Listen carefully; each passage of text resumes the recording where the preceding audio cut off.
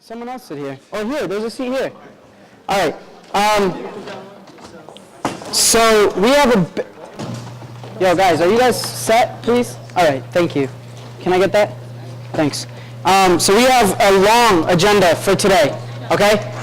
So we're gonna dig deep and get through this as responsibly and quickly as we possibly can. All right? Can I get a pen up here? We're going to call to order at 6:41 p.m. We'll start with roll call. Neil? Okay. Alvarez? Here. Bergman? Bethel? Here. Uva? Here. Brocolo? Here. Bird? Here. Caceres? Here. Peron? Here. Chaudhry? Chen? Chow? She's here. Yeah. Clark? Here. Convoy? Here. Conrad? Here. Ortiz? Thank you, Colin. Crook? I know. Here. Essick? Here. Ortiz is here. Colin? Faya? Is that, oh, we already distributed? Donham? Hassan? Colin? Can you go through and just see if Jones? anyone needs a copy of that they can take? Khan? Here. Lopez? Here. Lakshkarnayagam? Here. Mayers? Who's the motioning senator? Montini? Sponsoring senator for the... Mumfut? Patel? Well, I don't mind bringing it. I just don't want to have to step up the chair to the video. Price? Especially if it's yeah. Rifkin? That's fine. Romanen? Saha? Schaefer? Shu? Sinorai? Manfredi? Where's Manfredi? Come up to the table, please. Thatcher? Blake? Wright? Matea Wright? Here. You're not going to be up there, right? I'll be up there to do this. Okay. Stay here for me. No, that's good. You're going to be presenting this? I think you're going to be the official sponsor. You're the official sponsor. The motion senator. I didn't know. Thanks. All right.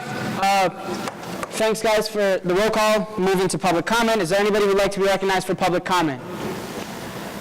Seeing none, we move into minutes. Is there a motion to approve the minutes from October 9th, 2013? Motion by Rifkin, seconded by Essick. Are there any questions or debate regarding the minutes? Seeing none, we move directly into a vote. All those in favor of ratifying the minutes from October 9th, 2013, please signify by saying aye. Opposed, nay. Abstentions, thoroughly passes. Next, we move into a resolution concerning sexual assault and harassment at the University of Connecticut. Chairperson Manfredi.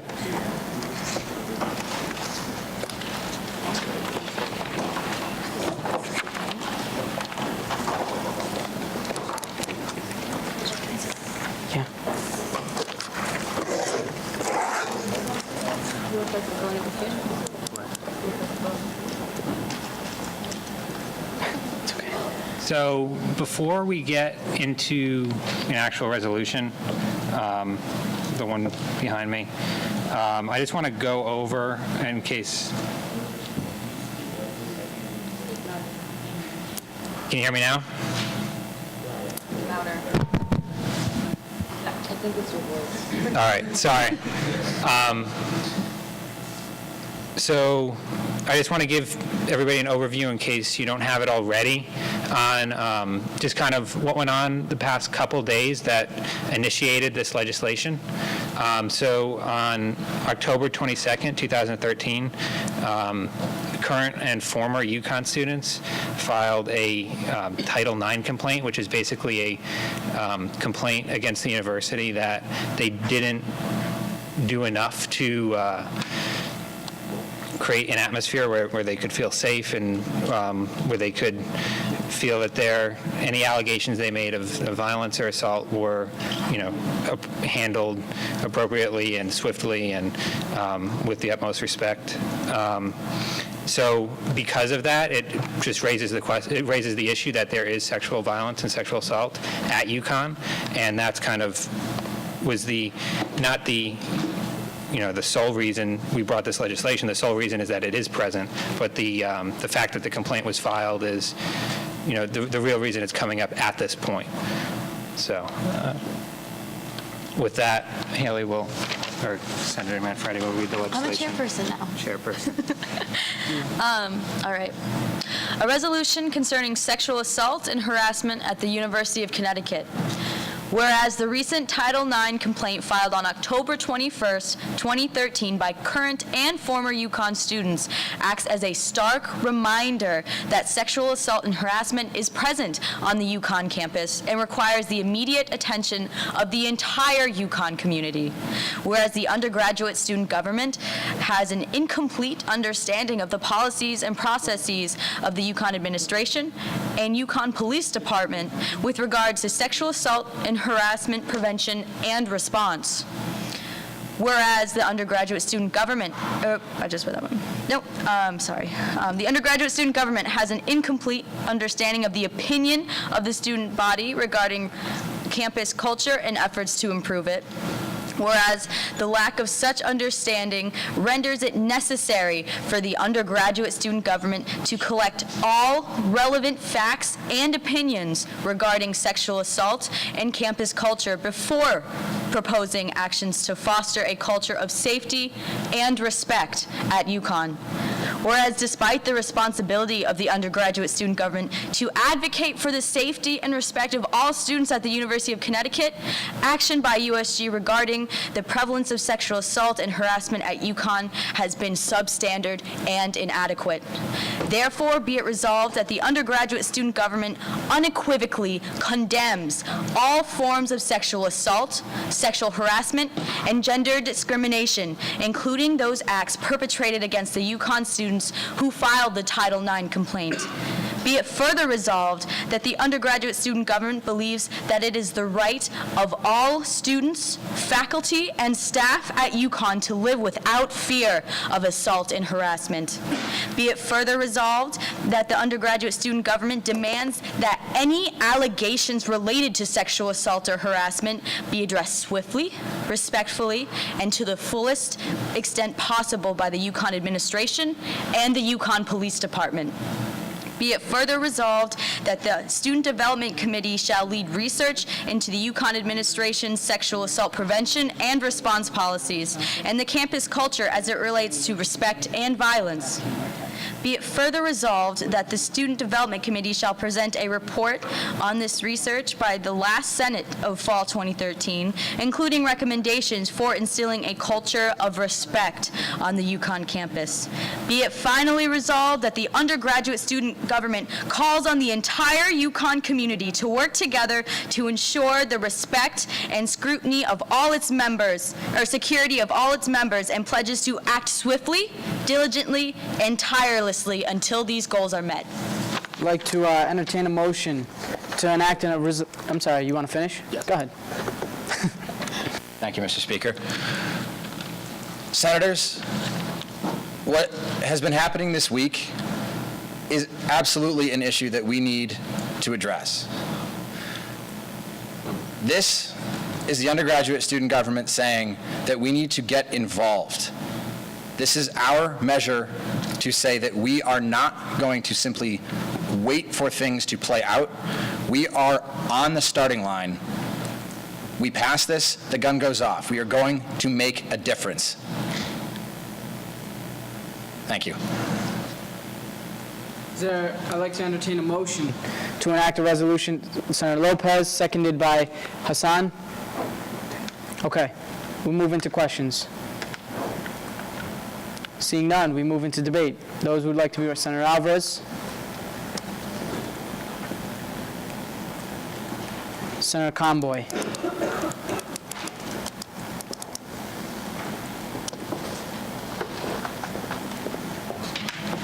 I have a lot of remarks regarding this, so I'm going to try to keep it short. But starting off for background of this whole thing, why this legislation is before you. I had initially written a piece of legislation trying to address the overall sexual harassment on this campus, the problems that we're facing and that Title IX has brought up. And Title IX, which this legislation fails to address what the actual issue with Title IX is being addressed right now, is that these girls aren't saying that sexual harassment is a problem on this campus. Everybody knows that it is. We have known. It was brought up last year with the open letter to President Herbst, and then a girl being horribly harassed, and then Senate did not convene to say anything about it. And so this has been something that we've known. Sexual assault and sexual harassment have been on this campus and have been a problem on this campus for years and years. And this legislation, to me, makes it sound like today we discovered sexual assault was a thing. And that is an enormous problem for me. And that the administration is really the problem that Title IX is meant to address. Because these girls aren't strictly saying sexual assault happens on this campus. They're saying it happens and nobody seems to be doing anything measurable to improve the campus culture. And we obviously commend President Herbst on forming a task force. We commend all of the people in University Senate, in all of those things that are working very, very hard on this. But at the same time, we need to ask ourselves, are they doing enough, and are we doing enough? And we seem like we're satisfied with something like this legislation that does nothing to change the conversation, does nothing to tell us anything that we have not heard 1,400 times before. And so this idea that this is the starting point for us to say, hey, we're going to be involved with this, that should be a given. We should be saying, hey, we have a point of view on this. We are the voice of the student body, and we have an opinion. And aspects of this legislation, whereas the undergraduate student government has an incomplete understanding of the opinion of the student body regarding campus culture and efforts to improve it. That is the entire purpose we exist, to understand that. We are elected by the people to represent their points of view on this. So the idea that we don't have an understanding of it, then what the hell are we doing here? If we don't get what the student body is all about, if we don't understand that, we are here to represent them. And this entire thing sounds like when you call a business to complain and they send you to voicemail where it says, your concerns are important to us and we're looking into this matter. It's the same old thing that we're telling the same old people about the same issue that has plagued this campus for years. And the idea that we are going to just let a piece of legislation like this be so toothless, be so cowardly in its efforts to challenge the administration, to say, if these things are proved to be true, if these allegations are true, then we condemn them outright. I think we should be saying that. We should be making that statement, because the student body has an opinion on this, and we represent that opinion. And if we are the voice of the student body, we should not be speaking in a whisper. Senator Conboy. Don't add anybody.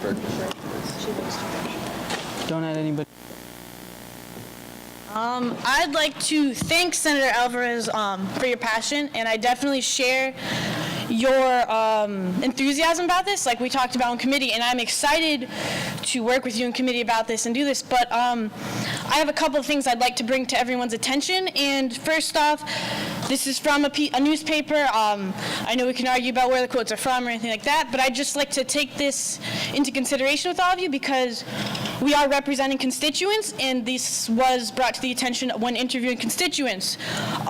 Here are just a couple quotes that have come from newspaper articles about what the student body thinks is going on. Some people said, "We are proud of the girls for what they're doing. This is a huge step. If this doesn't change things, I don't know what will." There was also, "Luby likes to cause trouble. She's complained about these things a lot." Sorry, these quotes aren't word for word. These are just, one student said he hadn't heard of anyone getting kicked out or anything like that. Another student said they're doing the best they can, referring to the university. As I was reading through the newspaper articles, the main thing I was getting from our constituents is they want to know more. They don't know what's going on. I don't think we can accuse the administration of anything when our job is not to represent our own passions. And I respect passion, I respect fire, but I'd also like to rephrase the mission statement to you. The first part of our mission statement is to passionately defend the rights and interests of the undergraduate students. Check. Second part of our mission statement, to facilitate active partnership with faculty, staff, admin, and the trustees. So when we write this legislation, when we pass it, the thing to consider is this a partnership or is this us burning bridges? Which I agree, we need to make a stand and we have to do something, but if we destroy the bridges we have with the trustees, with the staff, with the faculty, in the future, will we be able to help this undergraduate student government when we're acting on something where we don't even have the facts on it yet? An investigation is undergoing, and I will work with Kevin and the committee, and we will come up with answers, and then we can take some bold action. But for now, we don't have the facts. So I'd just like you guys to consider that. Thank you. Thank you, Senator Conboy. Senator Bergman.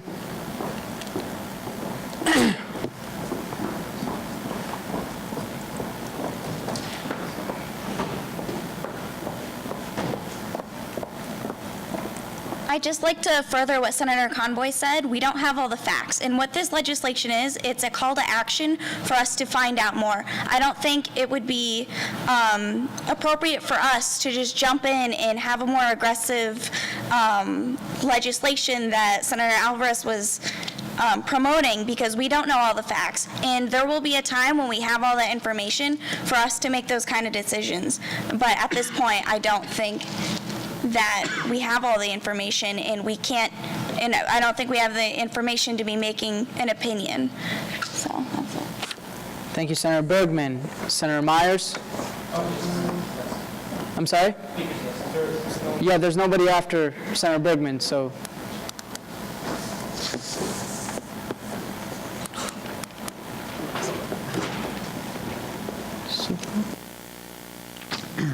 So in response to the previous statement made by Senator Bergman, I believe that most of this entire resolution is essentially a condemnation of sexual harassment, which is iterated in about half the clauses on here.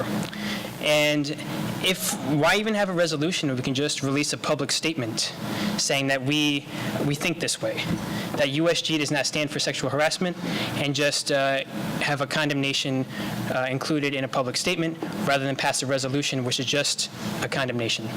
And that's it. Senator Bergman, but understanding that this is one of our first senates, I just want to clarify that any statement of position on behalf of the university undergraduate student government is passed as legislation, just to clarify. But yeah, go ahead, Senator Bergman. If anyone wants to speak who hasn't spoken, they can raise their placards now, because Senator Bergman has already spoken in debate. All right, just in response to that too, there is on one of the be it resolved clauses that the Student Development Committee is going to be charged, which I'm on, is going to be charged with finding out this information and reporting back to you guys. So it's not just a statement that the undergraduate student government is against sexual harassment. It also has a method for us to get more involved and find out more information. Senator Bethel.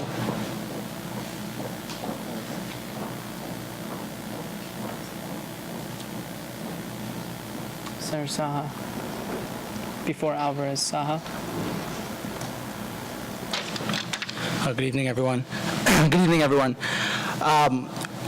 While I agree with Kevin in that this is a very serious issue that we need to take very seriously, I also think that this legislation is taking the right steps and that it's taking a step. And that's what it is. It's the beginning of a process. And I think that this is the beginning stages of this, the Title IX. And like I think Senator Bergman said, we don't know all the facts. And until we know all the facts, we should hold back until we actually go out and start attacking people, attacking the administration. I think that this legislation is a legislation to find out what happened, what has happened before. I think that is the right steps to take at this moment. Senator Conrad. Thank you, Senator Bethel.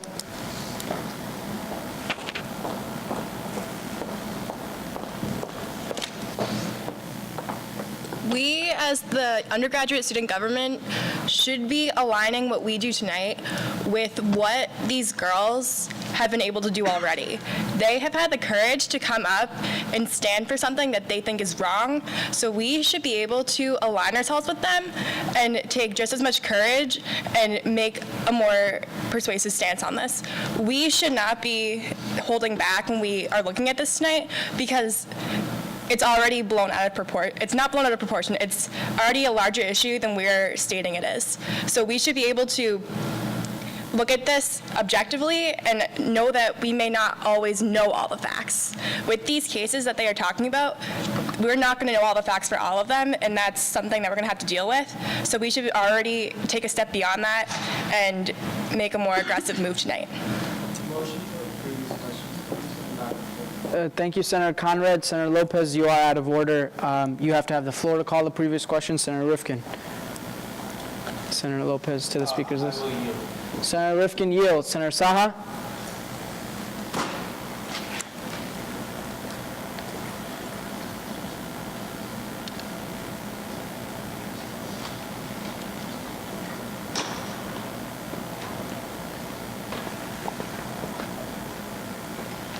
I agree with this resolution in that we do need more information before we make a decision. However, there are some questions that I wish that this legislation would also answer. For example, what are a student victim's options if they are sexually assaulted and the police do nothing? Specifically, what are their options between filing a police report and seeing an attorney to file a complaint against the university? I ask these questions because if there is an opportunity for USG to provide an additional option for victims of sexual assault to see their perpetrators face justice without such an option being an additional hardship on the victim, then it is our responsibility to do so. And not doing so would be a critical failure of our institution in its most basic function of providing an education to our students, which cannot occur if they feel that they are unsafe. I believe our greatest question here is what can we, USG, specifically do to firstly prevent sexual assault, and secondly, what can we do to make sure that these complaints are addressed in a timely and effective manner? Thank you, Senator Saha. Who's next on the speaker's list? Senator Lopez.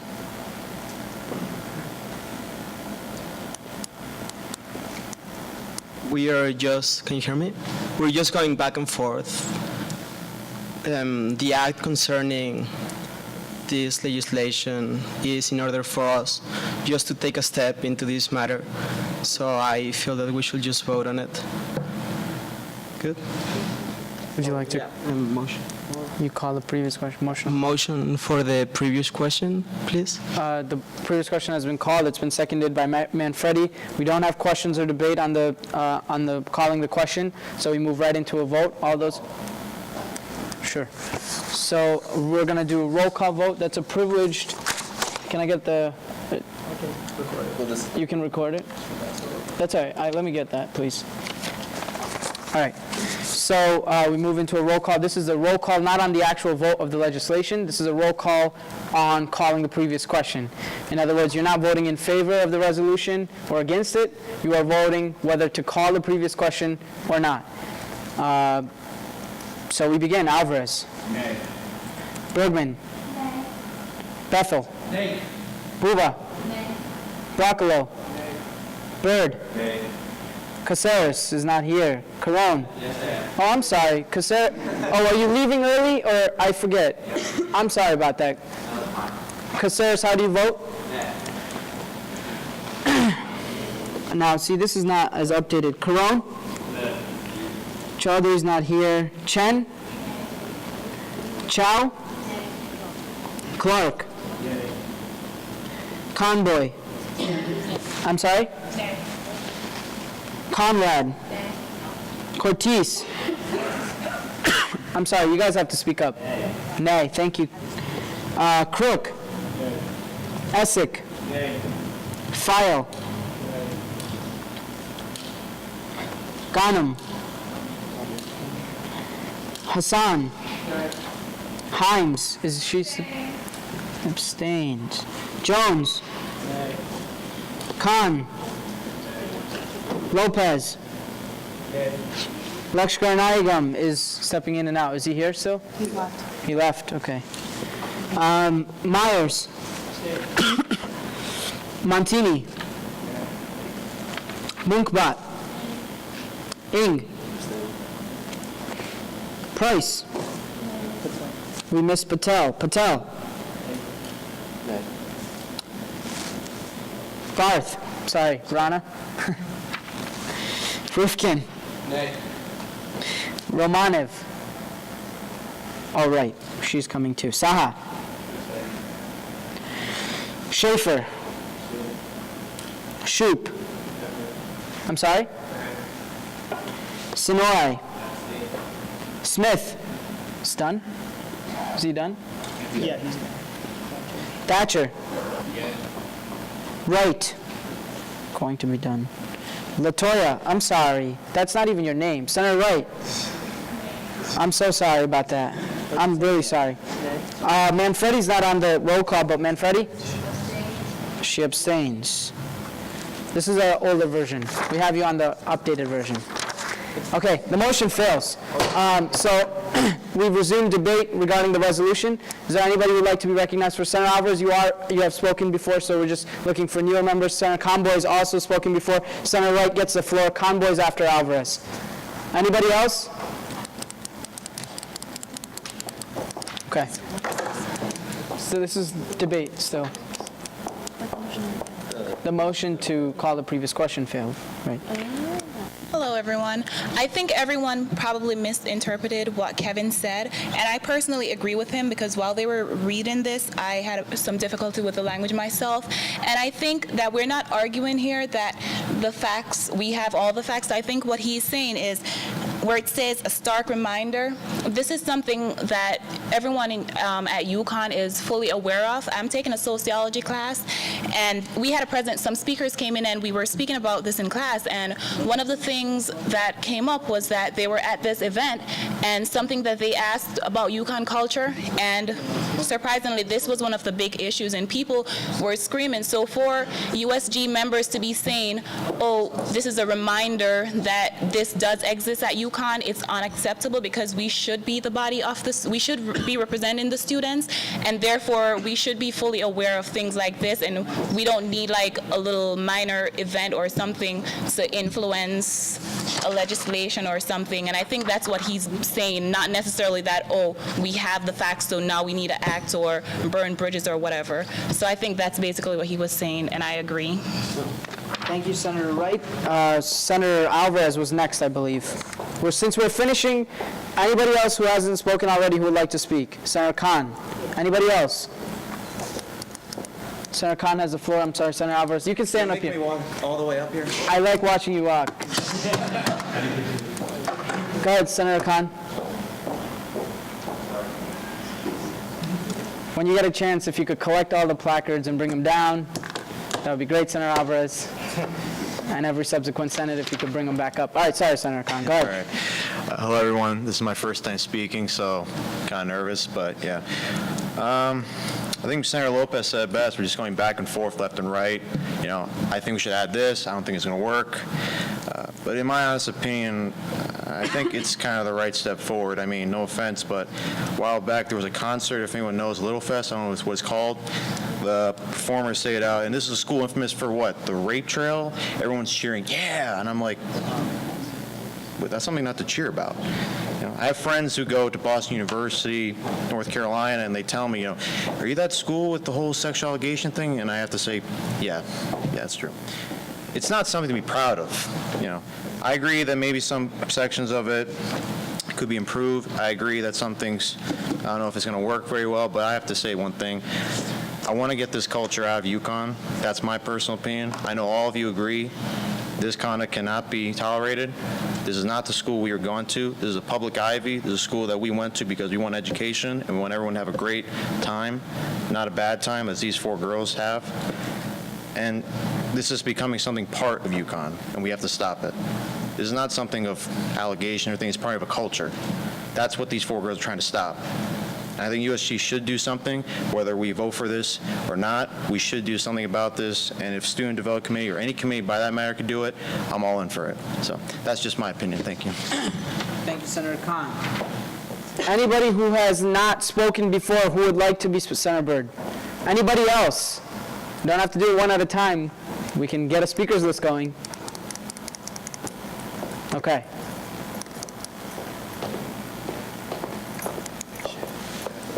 For those of you who don't think the legislation is strong enough, what do you want it to say? Do you want us to say that the administration has failed in its duties? We don't know.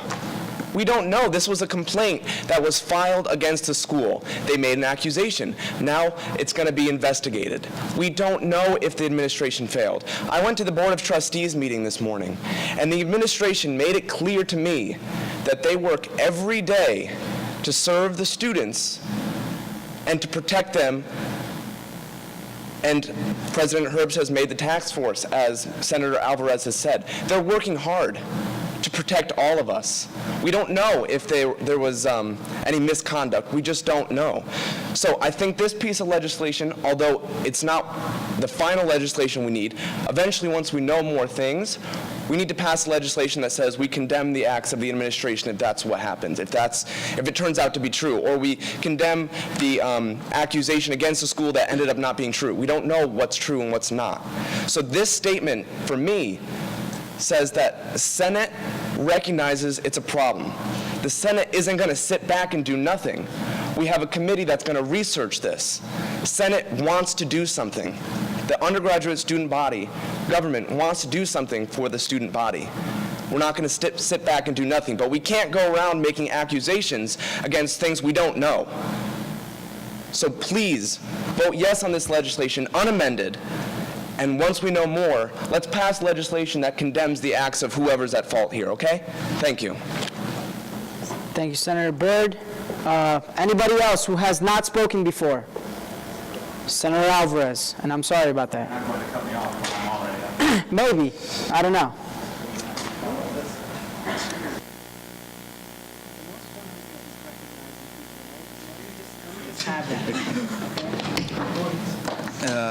Well, there's a couple things. Also, first, with even the recognizing right now, I think it's interesting just look at the style of what's happening right now. Whereas with funding things, we've done this before, where everybody seems to be rushing to raise their placard to get ahead to talk about the issue. This is an issue where people are tentative to. People are nervous about raising their placards, about coming up here and talking and saying one way or the other. And I understand where you were coming from with calling the previous question in saying that we're just going back and forth, but I think we need to be going back and forth on this. We need to be discussing it and arguing it and saying, I believe this and I believe we should be confronting the issue. And with what Senator Byrd said, that you've seen that the administration, or as they said, they're really looking at this issue. They're really concerned with this issue. And I've served with members of the administration on Student Welfare Committee, and we spoke about this just last week. And I am absolutely certain that those members are all very, very deeply invested in trying to make things better on behalf of the students. I don't want to be making any allegations that are untrue. I don't want to say the administration has failed. I want to say if they have, which these girls are attesting to, then we will not stand for it and we never will. And the idea that we're making allegations, that's not what I think we should be doing. I think we should just be saying we do have an opinion on this issue and this isn't something new for us. In this legislation, we don't talk anything, we don't address anything, including the fact that we have a rape trail on this campus, the fact that there is a student culture around this as well. We don't address that the administration, or students can read that the administration has readmitted students who have been arrested on violent crimes or found guilty of crimes because they are members of the basketball team or sports teams. And there is a perception around this school that the administration is not doing enough. And at the very least, we need to be saying that there is that perception and we need to address it if it's true or untrue. And so I'm not talking about calling anybody out or jumping to conclusions or anything like that. And I agree that we need to have a reasonable, measured response, but we should have a response. This is not a response. This doesn't say anything that anybody has not heard before. The only thing that this does, and the most beneficial aspect of this, is directing Student Development Committee in its actions, which I agree with, and I'm sure Chairperson Manfredi will do a phenomenal job with. But we need to be doing more, and we need to say more. To say that we don't have all the facts. Well, we have the facts that a girl had to spend 2 years on this campus with a person who raped her and was not told that he was back on campus, something that the president of this university confirmed today and said that that should have happened and it's now been corrected. Well, how has it been corrected? How is that an okay thing that we are going to say we don't have all the facts about, when the girl is saying it, when the president of the university just confirmed that it is the case? So we have the facts that there is a severe sexual assault problem on this campus, and that, yes, there's a sexual assault and harassment problem throughout this country, throughout the world, but there is aspects to this campus that we can change, and we should be saying we believe that this, and this can all be changed, and we shouldn't just be saying we disagree with sexual assault, because I think that goes pretty much without saying. And it's just terribly frustrating to read the sentence that we don't understand the opinion of the student body. What more do we need to understand it? Yes, it's a contentious issue. It's an issue that people are nervous to speak up about. But I would think that the student body unequivocally disagrees with any wrongdoing on the part of the administration or any policies that do not appropriately address the issue. And so I believe with this legislation, we have to pass it now. Now that it's in front of us, we have to pass this, because what kind of message does it send if we vote no on it? Because then we can't even get our eggs in a basket enough to say we disagree with sexual harassment. I disagree with this legislation because it does not do enough. But I do not advocate that people vote against it, because it is, I think, a weak piece of legislation, but it's not something that we can say we disagree with. It's like vanilla ice cream, really. It's not, there's no substance to it, no little pieces of peanut.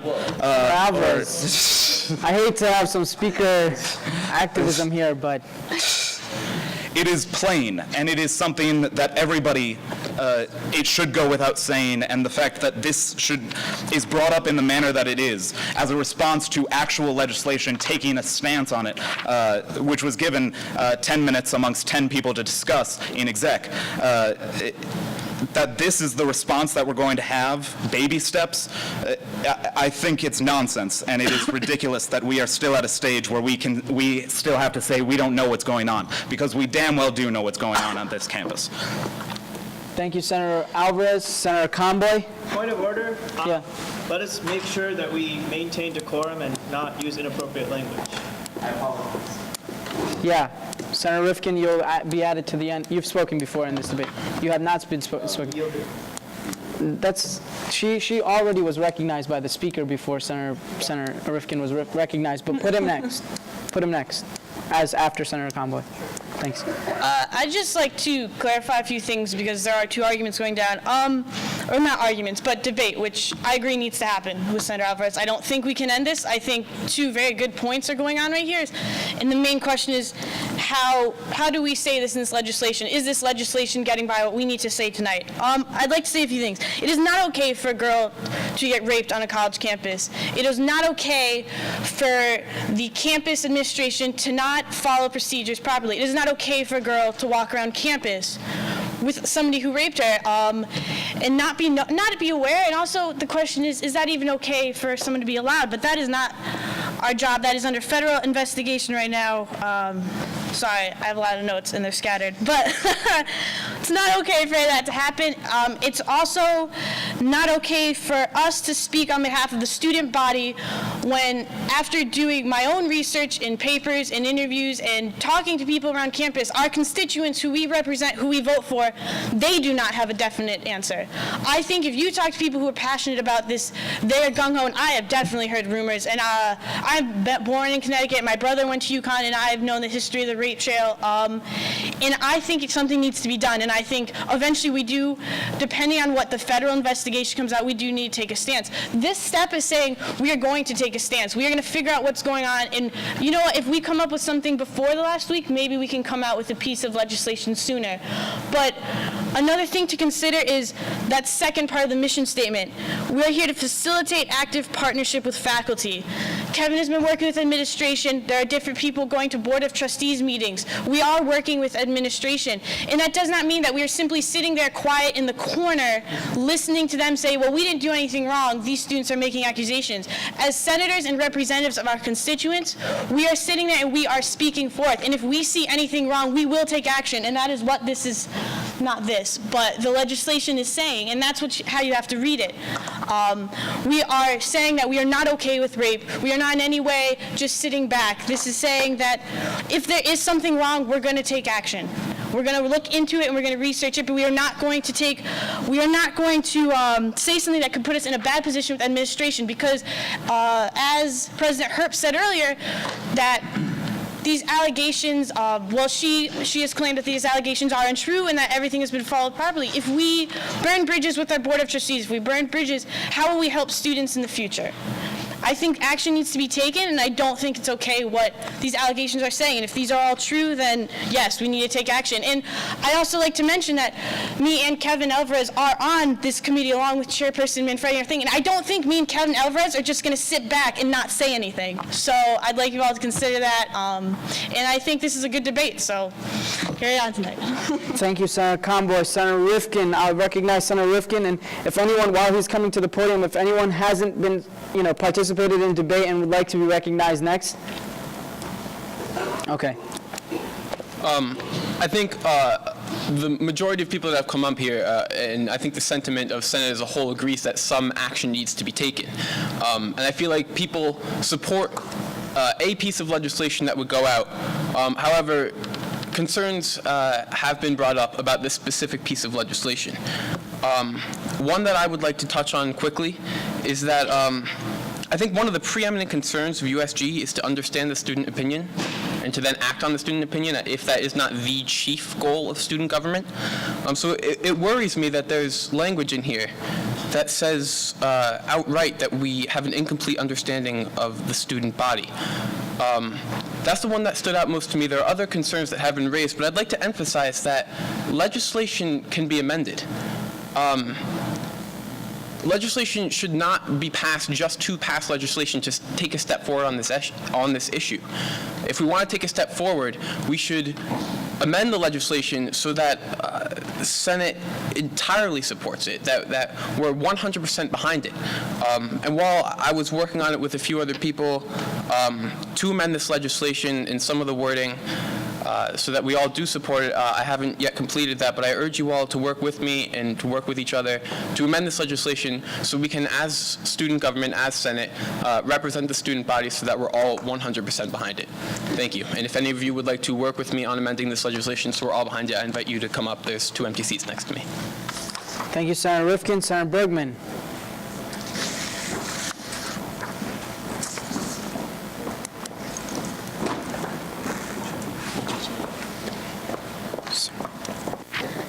I just briefly wanted to address what Senator Rifkin was just saying about amending the legislation and how that it says that we, as the student body government, don't know what the student body wants. And I just want to say that this is a call to action. This is a call to find out. It's not saying that we aren't 100% behind what we're passing. It's saying that we don't know and we want to find out more. And I wanted to address some more of the things that Kevin was saying earlier. And although the Title IX complaint is what spurred this legislation, I don't think it should be considered when we deliberate passing it. This is for these cases in general. We're gonna find out what's going on and resolve how the student body wants us to handle that. It's not the issue here. And although the Title IX complaint is what spurred this legislation, I don't think it should be considered when we deliberate passing it. This is for these cases in general. We're going to find out what's going on and make and resolve how the student body wants us to handle that. It's not the issue here. It's not the issue here. So if we want to say, like, I remember Kevin said that the student government is not going to support, that guy's readmittance into UConn after he had sexually assaulted someone. There's going to be a time for that, but I don't think it's this legislation. So, and another point is that culture takes time to change. There is a rape culture at UConn, and we're making steps to change it, and it can't happen overnight.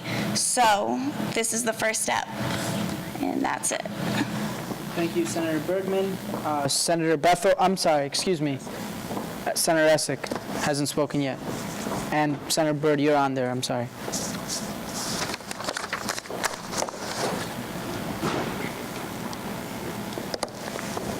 So I believe that everything that's been said so far basically divides us into two different groups. There's a group that believes that this is enough. There's a group that believes that this isn't enough. But the truth is, we both agree that action should be taken. It's just a matter of what action we want to take at this point. So there are basically three possibilities. We could do nothing, which then we lose our credibility as the undergraduate student government body. We could try to get more information, or we could take a stand. I believe that this piece of legislation begins to take a stand, as it even mentions that we are completely against and we condemn sexual assault. But I do believe that, as Senator Alvarez and a few other people have mentioned in certain lines, such as whereas the undergraduate student government has an incomplete understanding of the opinion of the student body regarding campus culture and efforts to improve it, I think we do recognize that there's a divide within the student body. Whether or not we understand that there is a divide, it's just that we don't, the wording here makes it seem like we don't necessarily know everything. So at this point, I think we're not ready to amend it, so I would like to postpone or table this until the end of Senate, so we have time throughout Senate to work on an amendment. So I motion to postpone this till the end of the Senate. So motion to lay table has been proposed. Senator Alvarez seconds it. We move into questions. Senator Essick, you would be answering the questions regarding this motion. So questions would range on anything as to why you feel that you should well, that's more a debate. But just stand here to answer any questions. Are there any questions regarding the motion to lay table? Seeing none, we move into debate. Senator Essick, thank you for answering all of those questions. Anybody who would like to be recognized for debate? Now, the debate must be pertinent to the motion at hand, which is to table this discussion to the end of Senate. Seeing none, we move into a vote regarding the motion. The motion, again, is to lay table until the end of Senate. All those in favor of tabling, please signify by saying aye. Aye. Opposed, nay. Nay. Well, should we standing vote, division, standing vote. All those in favor, please rise. Okay. All those opposed, please sit. I mean, you're already sitting. All those opposed, please rise. Okay. All those abstaining? And myself, right? Okay. The motion passes. The item has been tabled to the end of Senate. We move into reports of the executive. President Corshain. What do you mean? Should we go after? Yeah, I go. Really? Really? Whoops. Thank you, everyone, for the thorough debate. It's good to see that everyone is comfortable enough to share their opinions on this. I think that's important. First, I have an external appointment to make, just so that everybody is aware of this.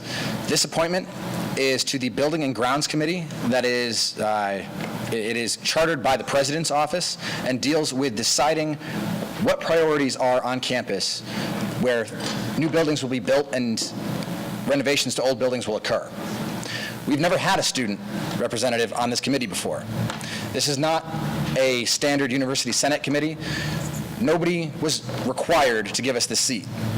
So this is important for our organization to now have a representative in the room when important decisions are being made relating to what is built and when it's built. Because as I'm sure you know, something like dormitories needs to be a priority here. And now we have a student voice saying this will happen in a timely fashion. I'd like to appoint Speaker Shiv Gandhi to that committee. I accept, yeah. Mr. Speaker? I'm sorry. Yeah. Does the nominee accept his nomination? I do. Are there any questions for the nominee? Seeing none, all those in favor for Shiv? We've got a debate. Okay, is there any debate regarding the nomination? Seeing none, all those in favor of the nomination? Please signify by saying aye. Aye. Nay. Are those opposed? Abstentions? And it passes. Sorry, that was really exciting.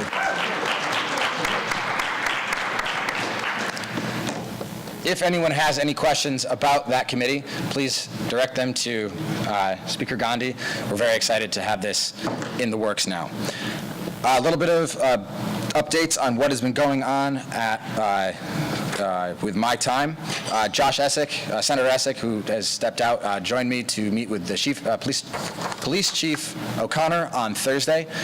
Nothing particularly significant there, but as I'm sure some of you have heard, there will be opportunities for ride-alongs with the police officers going forward on the weekend. So if you're interested in that, talk to Senator Manfredi, Chairperson Manfredi. I'm sorry, Ailey, we're in a rut tonight. Next, the charter for the Recreation Center is in development right now. So far, the administration has not brought up any concerns regarding that charter, which is great because that means that we won't have to negotiate for too long on that. More updates when we have a full document. And finally, I do want the Senate to be aware that changes to the guard dogs program are possibly coming down the pipeline. We're evaluating what the situation is, but I want you guys to know that that is happening so that if something does happen in the next few weeks, you're not saying, hey, where did this happen with guard dogs? If you have any questions about that, please see me after. My last point is that on Monday, Next Generation Connecticut was officially signed by the governor in ITE right across the way. That means that we are now off to the races. This university is changing now. For those of you who don't know what Next Generation Connecticut is, it is a $1.7 billion capital grant over the next 10 years to UConn. When we come back in 10 years, UConn will not look like it does right now. Campus as you know it today will be gone. It will look completely different. My mother is an alum, and she always tells me that the campus has transformed. It will be the same for us. As an organization, we're faced with a choice. We can either be on the cutting edge of those changes, or we can be safely behind it. There are different types of student governments. There are ones like us now, and universities that are what we were like 5 years ago as UConn, where changes happen, but but happen slowly and don't have a large scope. We need to grow as an organization as much as the university is growing as an institution. This organization needs to be highly professional, highly responsible, and highly effective in what it does. We need to be at the front line of issues, but not be stepping out ahead of ourselves so that we can get things done. I understand that what I'm asking you right now is a lot. It's going to take a lot of time, a lot of our energy, and I have complete faith that all of you will be able to do this. And I have every confidence that we will start this today. That is what the legislation that we just were debating is about. It is being on the front line. And what I will say is that this organization will also start today. I will be asking for letters of intent for a chairperson of an ad hoc committee that will look at USG and say, is our organization open and accepting to everyone? That includes open and accepting to gender, ethnicity, faith, background, everything. We need to evaluate ourselves to make sure that we are inclusive and welcoming to everyone on this campus for our membership, especially if we are going to be critical of whether or not other areas of the university are adequate in their protection of everyone. That will start today. Over the next few weeks, my charge to you is to go out and talk to as many students as possible, read the daily campus every day, and figure out what it is that students on this campus need. We can't do it individually, but together, if we put our minds together, we can find new areas for USG to grow. My charge to you is to have 5 proposals in my office on ways that USG can grow by the time that we leave for Thanksgiving, so that next semester, when we come back in January, we are working on new projects, things that have never been done before by student government at UConn. When we come back to this university in 10 years, we can either have helped build it or not. The way we act today, the way we act tomorrow, and the rest of this year will determine whether we built it or we didn't. We need to act responsibly. We need to act effectively, and we need to start this now.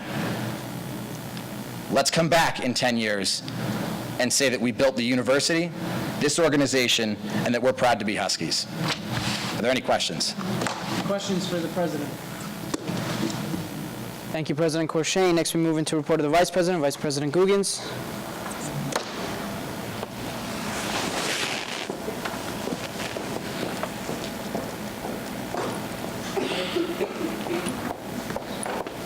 Hi, everyone. I feel like it's been a long time. So, all right, I'm going to keep this really short just because I know we have a lot to do tonight. Constitutional review is underway, so if you guys have any questions about that, feel free to talk to me or Neil Rana. I'm not going to go through all of what they're talking about just because we're short on time. Also, the points board is going up probably right after Senate, and we're going to see if we can also send out point totals and or warnings to people who are kind of low, just to let you guys know where you guys stand on that. So you'll hear more from me tonight about that, and that's all I have. Are there any questions for Vice President Guggens? Thank you, Vice President Guggens. Next, we move into report of the Comptroller, Comptroller Price.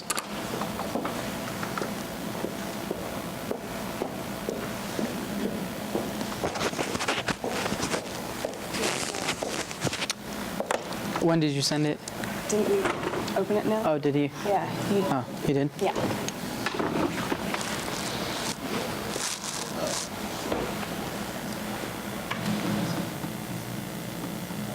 Yeah, that's fine. Spending is slowly starting to pick up, not as much as I would like, so continue to plan, please. You have budgets allocated to you, and if anything changes with those budgets, please let me know, and that goes for everyone in the committee. Come up with ideas to spend your money. As you can see, this is the percentage of money that has been spent. So funding board has spent around 50%, guard dogs has spent around 50%, everyone else is coming in underneath that, and a few committees still haven't spent anything. Also, as I said 2 weeks ago, it is our duty to spend the money in a fiscally responsible manner that we are given through student fees. There are a lot of student organizations here tonight, so some of their money has already been allocated to them, and it's already been approved. If that's the case and it goes with the policies, then I don't see why we shouldn't fund them. They're all great organizations, so please keep that in mind. If you have any budget questions, please come to me. Are there any questions for the Comptroller? Thank you, Comptroller Price. Next, we move into report of the Chief of Staff, Chief of Staff Giordina.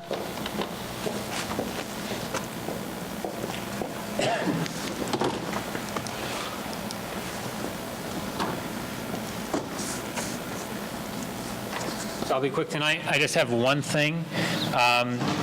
As President Courchain said last Senate, I am the chair of the Elections Oversight Committee. I'm going to be sending out an email soon for letters of intent applications to serve on that committee. The letter should include your experience, what year you are at UConn, the reason you want to serve, and kind of just opinions or ideas about elections policies in USG. One caveat to that is you can't serve on the committee if you're expecting to be involved in any way in any campaign in any shape or form at all, ever, coming up for the spring. So that's it for me. I'll be sending out that email. Are there tonight. I'm sorry about that. Are there any questions for the Chief of Staff? Thank you, Chief of Staff. Oh, sorry, Senator Lopez? Yeah, so this is the committee for consent, right? This is the Committee for Elections Oversight. So we just set the elections policies for USG. Are there any other questions for the Chief of Staff? Thank you, Chief of Staff Giardina. Next, we move into report of the legislative.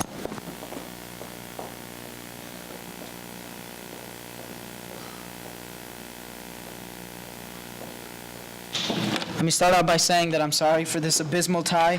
It'll get better. We'll hang in there. Let's talk about what I've been spending my time on. Yesterday, I'll just start with something that all of exec participated in was a meeting with the Graduate Student Senate, I believe is what GSS stands for, which is kind of like the USG of grad students. One of the things that I was tasked with, thanks guys, about during that meeting was establishing or hashing out a joint committee with GSS, and they're a great organization, tremendous people. One of the components of that joint committee will be your membership on it. We can talk in more detail about the kinds of things that you will be responsible for as a member of that committee, but we will not talk about those things at this time. If you're interested in something like that or learning more about that, email me. The other thing was I was just nominated and subsequently approved by you guys a couple minutes ago for the Buildings and Grounds Committee. I went to my first meeting of that committee on Monday. That was a public meeting, so anybody could attend. I didn't need to be a part of that committee. Actually, you guys all could have gone.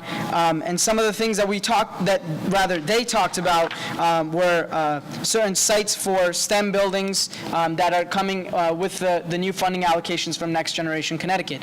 I'll probably have a lot more to update you guys about that in the coming months.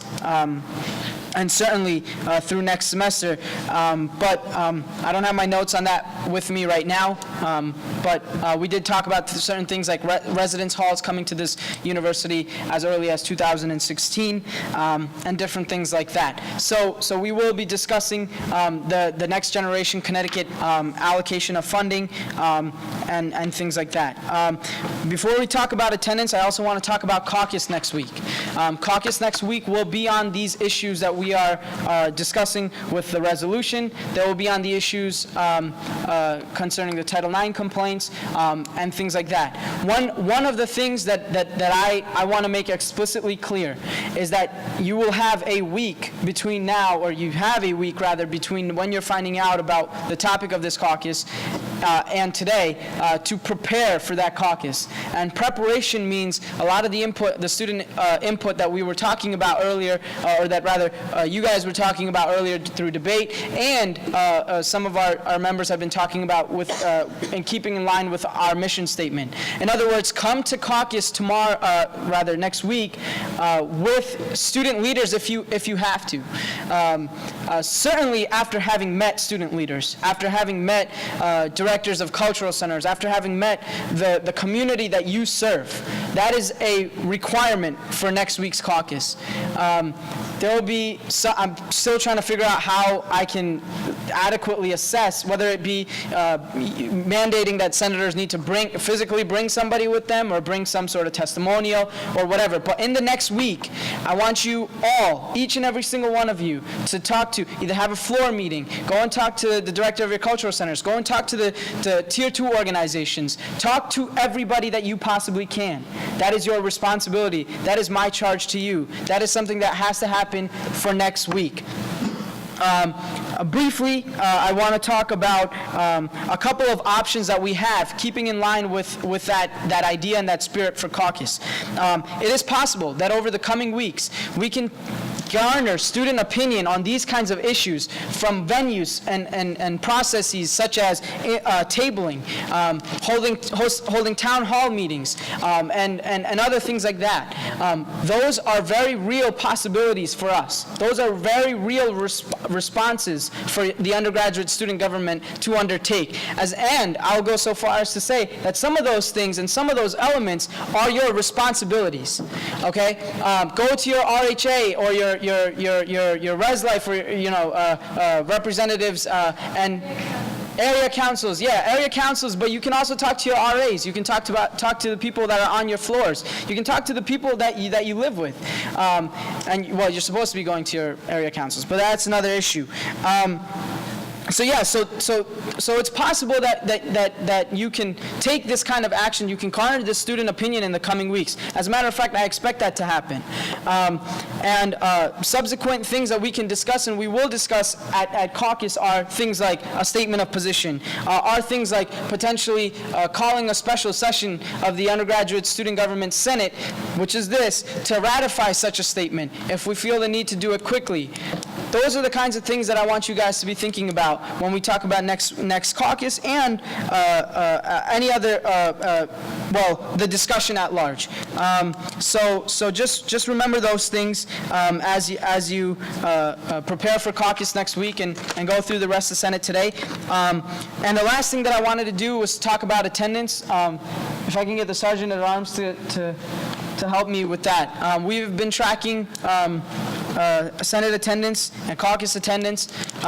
Pursuant to Article 14, the Senate has, and the Speaker has the right to remove senators from office when they have not been showing up. And we have some people who haven't been showing up. This is an issue because, first of all, we need a certain amount of senators, a certain percentage of senators to be present to conduct the business of the Senate. It's also a problem because you were elected to a position for a reason. And so, Colin, can you put it up? Somewhere there. Okay. So, pursuant to Article 14, Section 5 is the Senate or the Speaker? It's the Speaker, but the Senate is subsidiary. You can do it. Okay. Pursuant to Article 14, Section 5, I recommend and remove these senators from the roster. Senator Chaudhary, Senator Novak, Senator Wright. The attendance is in red is when they haven't been here. When they have a Y next to them, that means that they were in attendance. This stretches back to the 28th of August. Just for reference, today is October 23rd. And where it says removed. So we don't do this very, I guess, well, not often, but like on impulse. We don't do it whimsically. We reach out to senators. We talk to them about their attendance issues. We talk to them about why they've missed certain senates. And in the case of the removed senator, because he had never come at all, we just decided to remove him right there on the spot. And this serves as a senatorial reminder, or notification rather. We can vote on Chaudhary and Wright. Novak has been removed. If anybody objects to the Novak removal, we can vote on that as well. So, yeah. Every single one of them. Every senator was contacted and told that they had missed they had absences, multiple, since the start of the year. And every senator was given the opportunity that should they be present at the next Senate, they would have an opportunity to make sure that they could fight that case. As you guys know, they aren't here today either.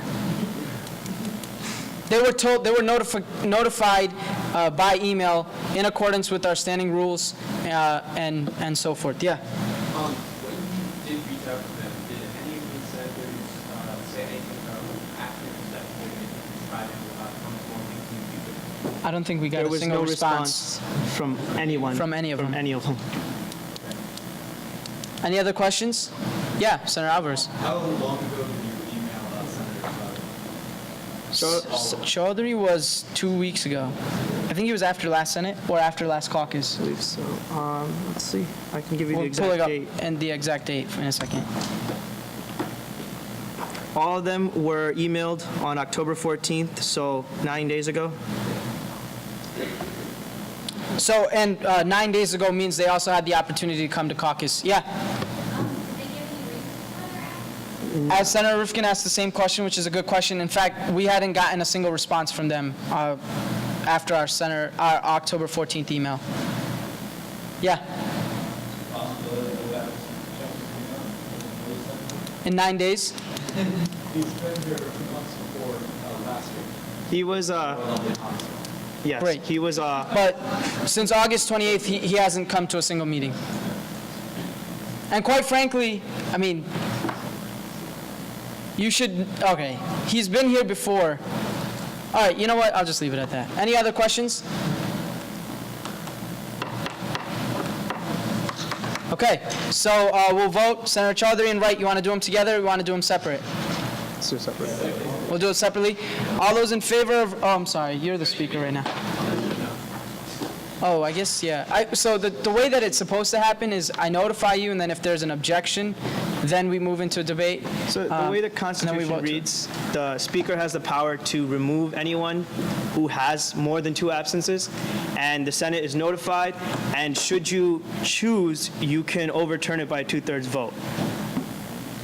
So technically, if there's no objection, the Speaker can remove them outright.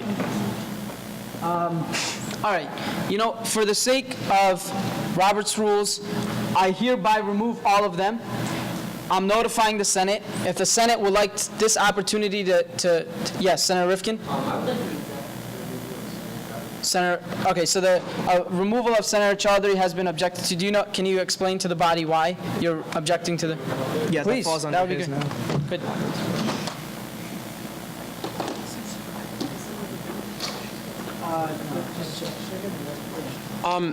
Well, I think it's extremely important to come to Senate and to come to caucus, and you know, if you're a senator, to really be a crucial part of USG. I'd like to point out that Senator Chaudhary, I know him personally, a lot of you are very new, and he was very involved in student government last year. He came to pretty much everything he could. I'm hesitant to remove anybody that really wants to be a part of USG. So just for Senator Chaudhary, I can't speak on behalf of the other 2.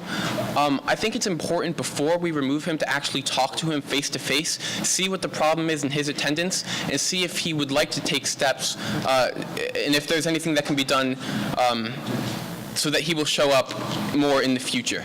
I think that face-to-face contact is crucial before we remove any senators, Senator Chaudhary especially, just because email isn't always as good of a form of communication. If we do talk to him, and if he's really not able to show up, I think removing him would be appropriate next Senate after that face-to-face personal contact is established. Thank you. Are there any questions regarding the rejection? It's a whole new motion, technically.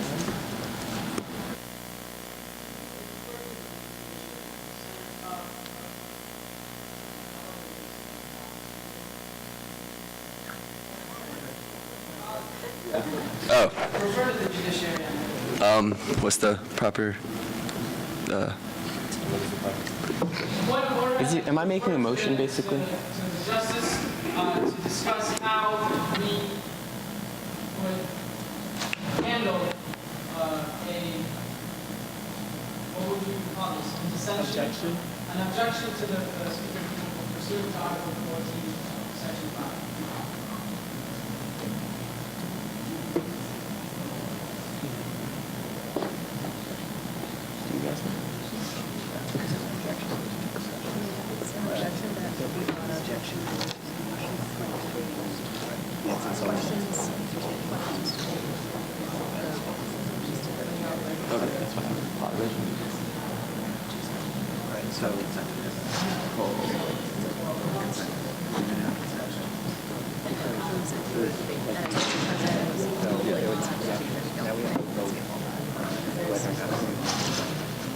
Oh, from the majority. Remove him from doing. No. The majority.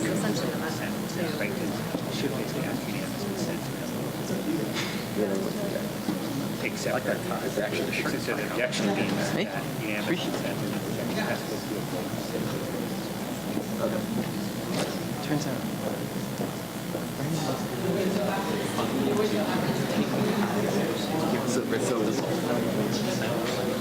So I was going to explain this whole out there. I had no idea what it was. He told me, and I forget it. So yeah, go ahead. I'll yield the floor or whatever. Excuse me? Thank you. We believe that in accordance with standard Senate procedure and Robert's rules, that we should proceed with questions for the dissenter, followed by debate, and finally a vote. Thank you. Sure. Does anybody have any questions for me? Collins, John. Oh, sorry. Any questions for Senator Rifkin? You recognize. What was that? Sure, I'll yield the floor. Point of order. All questions should be referred to the speaker, and then the speaker, not the speaker, the chair, and the chair will refer to a different person and will allow the person being questioned to yield to a different person. Okay. Senator Fayal.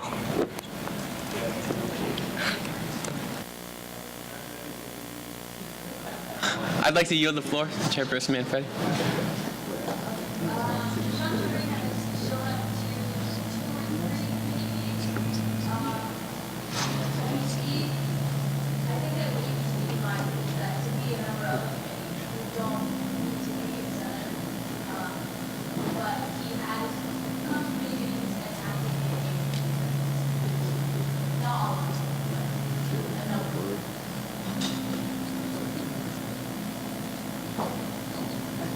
Are there any other questions? Are there any other questions? Senator Clark.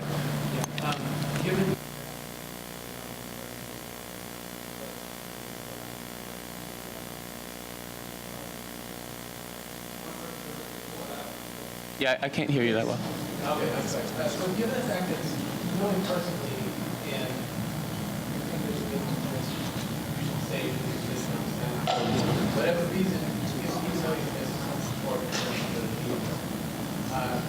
What do you say to that rejection and responding to these emails? That will illustrate just the flaws. Sure, and I think that's entirely the point of my objection as a whole. I think that personal contact with him and actually talking to him face to face, getting that discussion with him so he can explain personally is exactly why we should at least wait before we remove him. Does that answer your question? Okay, thank you. Senator Saha. Could you speak up, please? I'm sorry.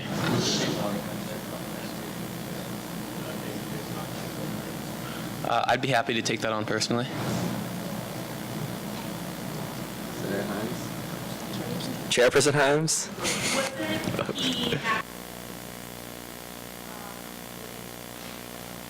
I believe, and I'd be happy to yield the floor, but I believe he was asked through an email, which he didn't respond to.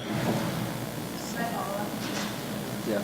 So if we were to together again and ask him again, and he was already asked why should we ask him to come again, are you going to physically ask him to come, or are we sending him down? Because I feel like that was already done. Sure. I will not be sending him another email. I think texting is a form of communication, if you want, specifically that he'd be more likely to respond to, and I know certain senators have his number. And like I said, it's not just about the emails. I think face-to-face personal contact so he can personally explain his reasoning and what to do in the future is why we should wait to remove him. Are there any other questions? Chairperson Manfredi.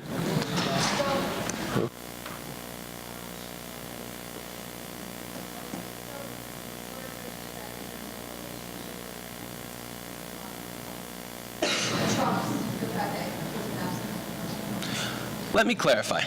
My objection to the removal is not because of my personal relationship with him. I referenced my personal relationship with him in reference to that he was an involved member of USG in the past, and that if he's not showing up to things now and he's not as involved, I would like to know why and what steps can be taken from there to get him more involved in the future, or if that's not a possibility, I would support him being removed. But I think that personal conversation with him needs to happen before we proceed with that, and that is why I'm objecting.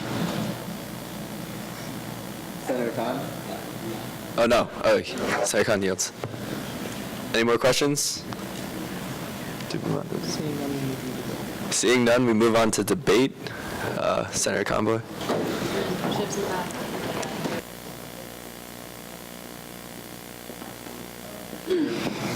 As stated, the policy is that they are sent an email. He was sent an email 9 days ago. In past, he might have been an active senator. That means he would know how to be an active senator now. And if there was a personal issue, he would have already come to Shiv. He would have discussed it. I think I don't think anything puts him above the other two, and I respect the speaker's decision. Thank you. I call for the previous question. This question has been called and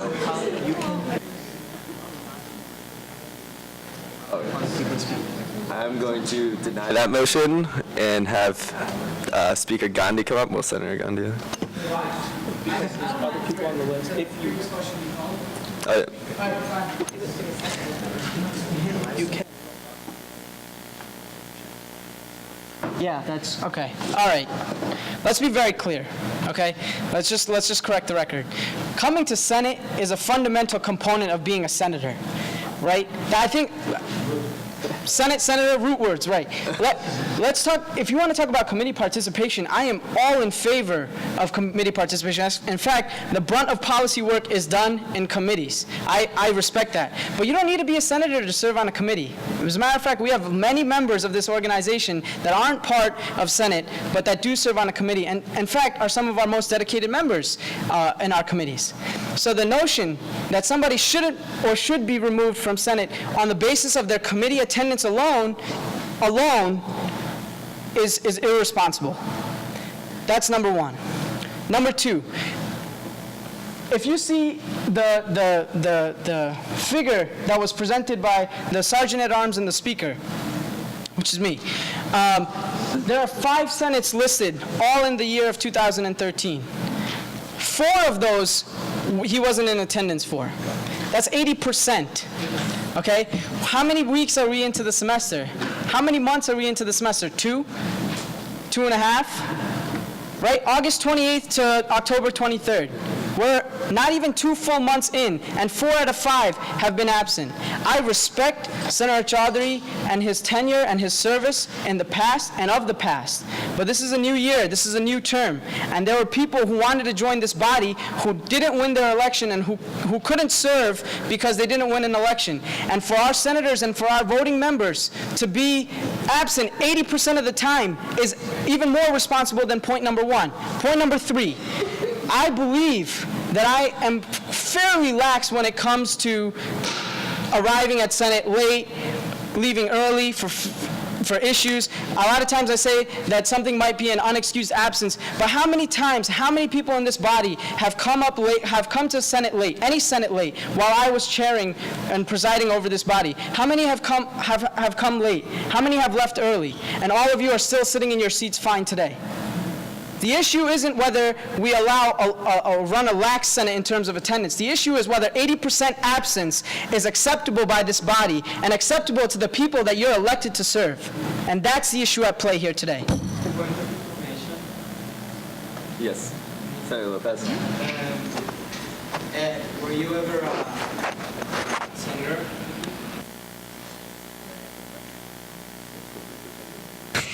Yes, I was a senator 2 years ago. Yes, you may.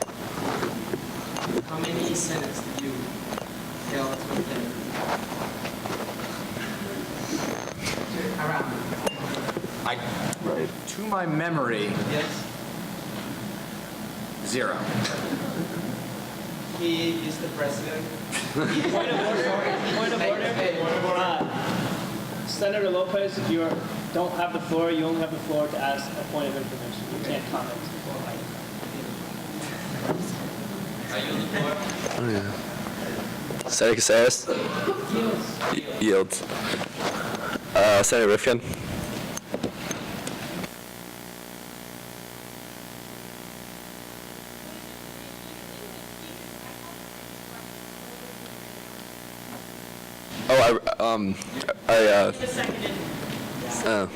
No, but.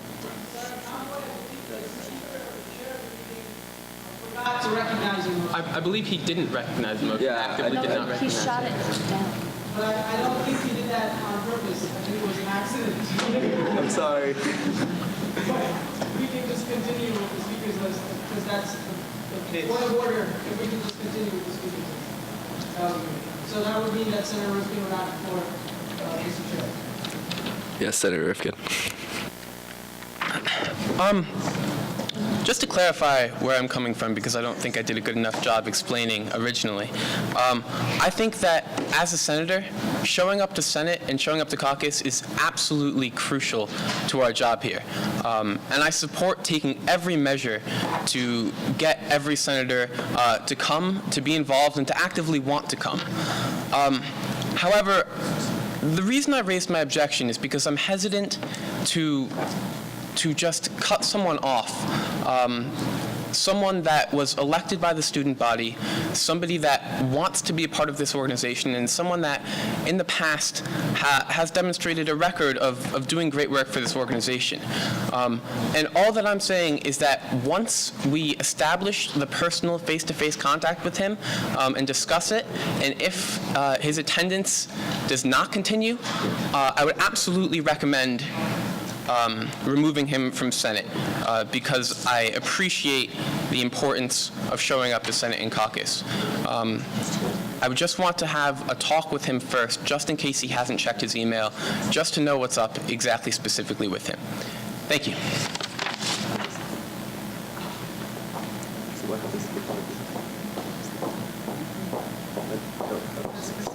Okay, so we all have priorities. We're students and we're senators. When we get elected, someone didn't just write your name on the thing. You already knew what your requirements or obligations were, and I'm sure everyone in this room has somewhere else that they could be tonight. And me personally, I have exams or whatnot, and if you keep prioritizing and you can't show up here, I don't see the need for us to table this to go on to another Senate. So I want to call the previous question. Seconded. If we can just all not, and just let me just come up here really quick and just screw the speakers list for a second. By unanimous consent? Say by unanimous consent. By unanimous consent. Okay, just real quick, because I texted him. All right, cool. So I texted him, and he said that he was really busy, and then I was like, so if we remove you from Senate, do you object? You can still serve on this committee, but you missed 4 out of 5 Senates. He's like, that's fine. And then I said, we emailed you on 10/14, and he's like, yeah, I know, but that's fine, bro. But hold on, wait. While I have the floor, Mr. Speaker, or Mr. Chairperson, I just want to say that this isn't an assault on his service, and he's a good friend. I have his number, he's a good friend of mine. But there's something to be said about coming to Senate if you're a senator, and that's all I was trying to make. All right, that's the only point that I was trying to make. So, does that clarify? Do we need any more debate on this? Can everybody yield? If that's cool, if you want to do that, if we can just figure it out as a body. Well, technically, it doesn't. The motion doesn't. Well, the motion doesn't belong to him anymore because it was seconded. So it's still something that the Senate has to consider. If we can just have a mutual understanding that everybody will yield, and then we can go right into a vote. And then, is that cool? Are we okay? So I'm guessing we're going to a vote now. No? You still have to recognize. Oh, okay. I mean, you don't have to. The question was called. Yeah, you have to make a decision. It was called and No, Conboy. Okay. Second. I would recommend you recognize the motion. Yeah, recognize the motion. I Recognize. recognize Senator Wright's motion, seconded by Conboy. Okay. So we move right into a vote to call the previous question. So we're going to move to a vote to move to the previous question. All those in favor say yes. Please stand. Aye. All those opposed? Nay. Abstentions? No one abstains, and it passes.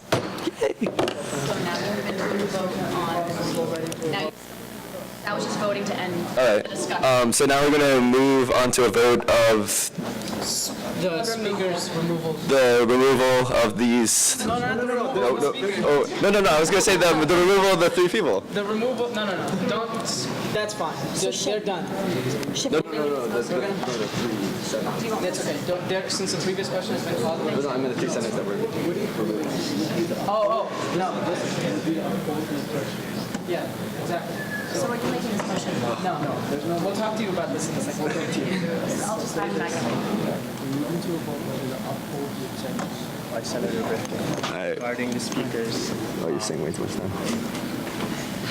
All right. We move into a vote regarding the objection to the speaker's decision. We move into a vote regarding the rejection to the speaker's question. Objection to the speaker's question. Objection to the speaker's removal. Objections to the speaker's removal Of the senator. of the senators. So go into a vote. So say, yeah. Yes vote means Yeah, well, I'm going to have him clarify that in a second. So yes vote would uphold Senator Rifkin's motion, which was to object. No vote would deny the motion made by Senator Rifkin.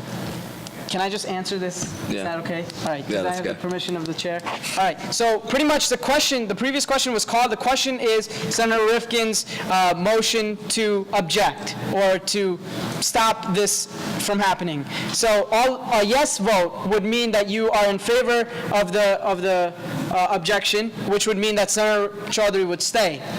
Okay? A no vote would mean that Senator Chaudhary would go. So. Okay, all those in favor of upholding the rejection, the objection, signify please by saying aye. All those opposed? Abstentions? And it fails. You can bang the gavel. Yes. Right. And so we don't object to that one. The other two. Any objections? All right. Yeah, there's no. Thanks. That's all for my report. Are there any questions for me? All right. Yeah. Good job. Believe it or not, that wasn't the worst, all right? My first Senate, well, we'll talk about it later. All right. Next, we move into report of the judiciary. Justice Goldfin or is it Chief Justice Polaris or any? No report. Okay, great. So we move into committee reports. Act Affairs. Chairperson Innes.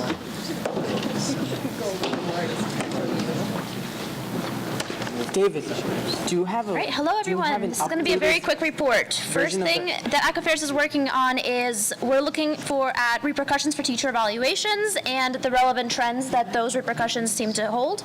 The second thing we're working on is creating videos explaining how PeopleSoft work to make it easier for freshmen and seniors alike to work with PeopleSoft and register for classes, et cetera, et cetera. The third thing we're working on is videos asking advisors and advisees what advising should be all about, and we're going to break it down by school. And finally, we're asking the library about purchasing Apple Thunderbolt to VGA adapters to be able to view Mac content on videos. That's it. Yeah, are there any questions for the chair? Thank you, Chairperson. Oh, I'm sorry. Did I miss somebody? No? All right.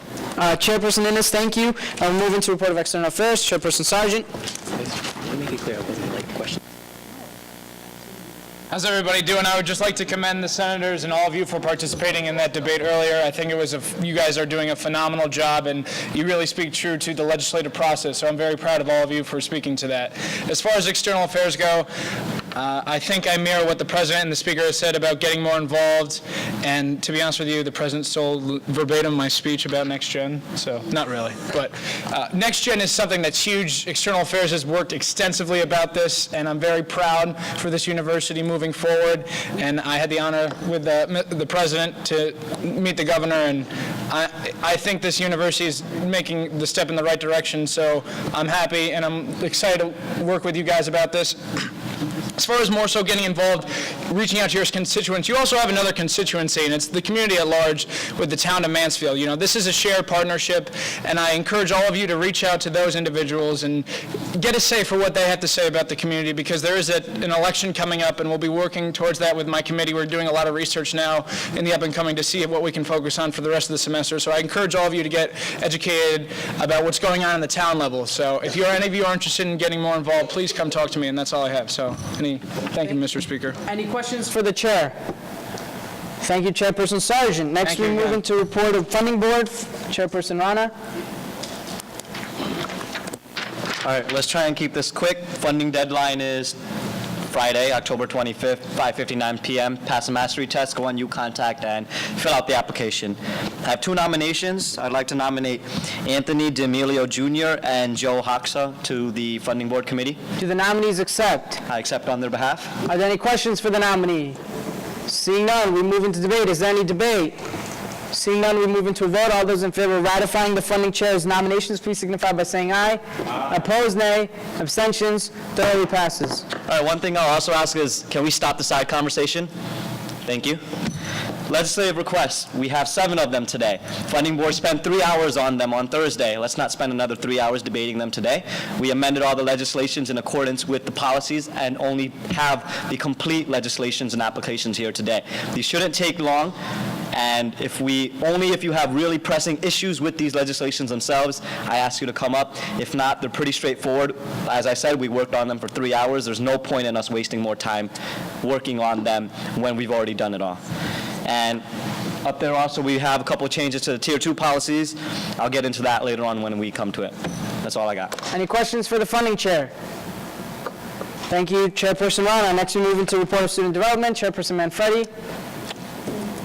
Nice scarf. Thank you. And boots. What? And boots. They jingle when I walk. Hey, listen. Okay. Unfortunately, I do have a couple of things to cover. Well, really not unfortunately. Anyway, tomorrow, John Cena I and the Asian American Cultural Center and the Thai and Laotian Cultural Association are hosting a director / filmmaker who created a movie about his immigration experience. It's called The Betrayal. The man's name is Tavisuk Prasaba. It's going to be in Laurel Hall, room 101, between 6 and 9. Rachel Conboy, since we are helping out with the sponsorship of the event, will be giving a little USG speech. And if you guys want to go, not only is it going to be interesting and wonderful, but it'll really look good for us to be at our own, to be supporting our support. And then this is really exciting. Sunday, 1 o'clock in Gamble, women's volleyball is going to be playing, and ESPN, thank you, ESPN is going to be broadcasting it live. Student development, either tomorrow or the day after, we're buying pom-poms so that everyone has something to shake. The volleyball coach emailed me a lot of things that you chant at volleyball games that we'll learn beforehand so that we can support them.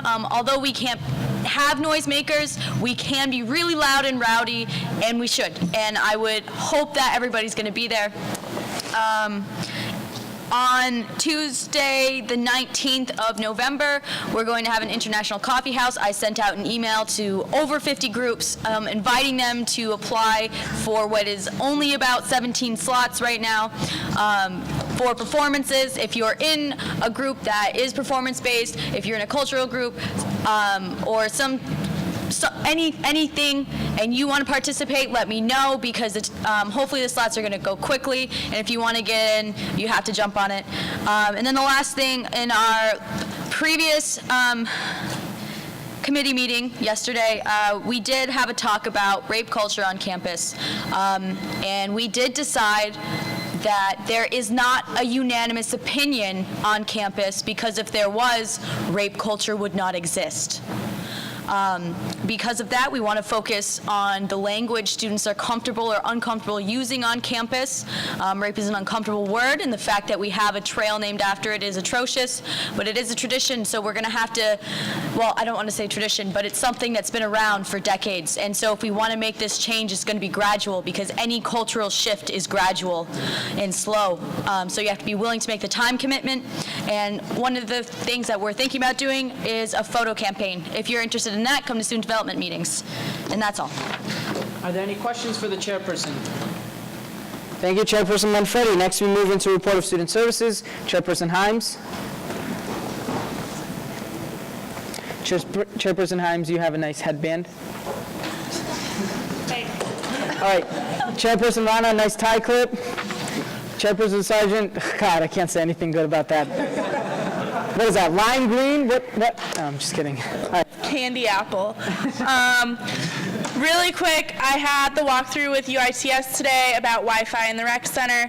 Wi-Fi will be available in all parts of the rec center that are used by the general student population. So in that, locker rooms that are used by athletics will not have Wi-Fi, just because of the setup. It is too costly to get Wi-Fi in there, and they're not in there enough to make that worthwhile. So all parts of the gym, including the field house and the courts, will have Wi-Fi coming soon. We're just waiting on a cost estimate on that, and USG will be sharing that cost with the rec center. Also, breakfast has been extended, which was one of our goals. It is now extended to 10:45 from the previous 10:20. So Student Services and USG would just like to thank Dennis Pierce and Dining Services for that.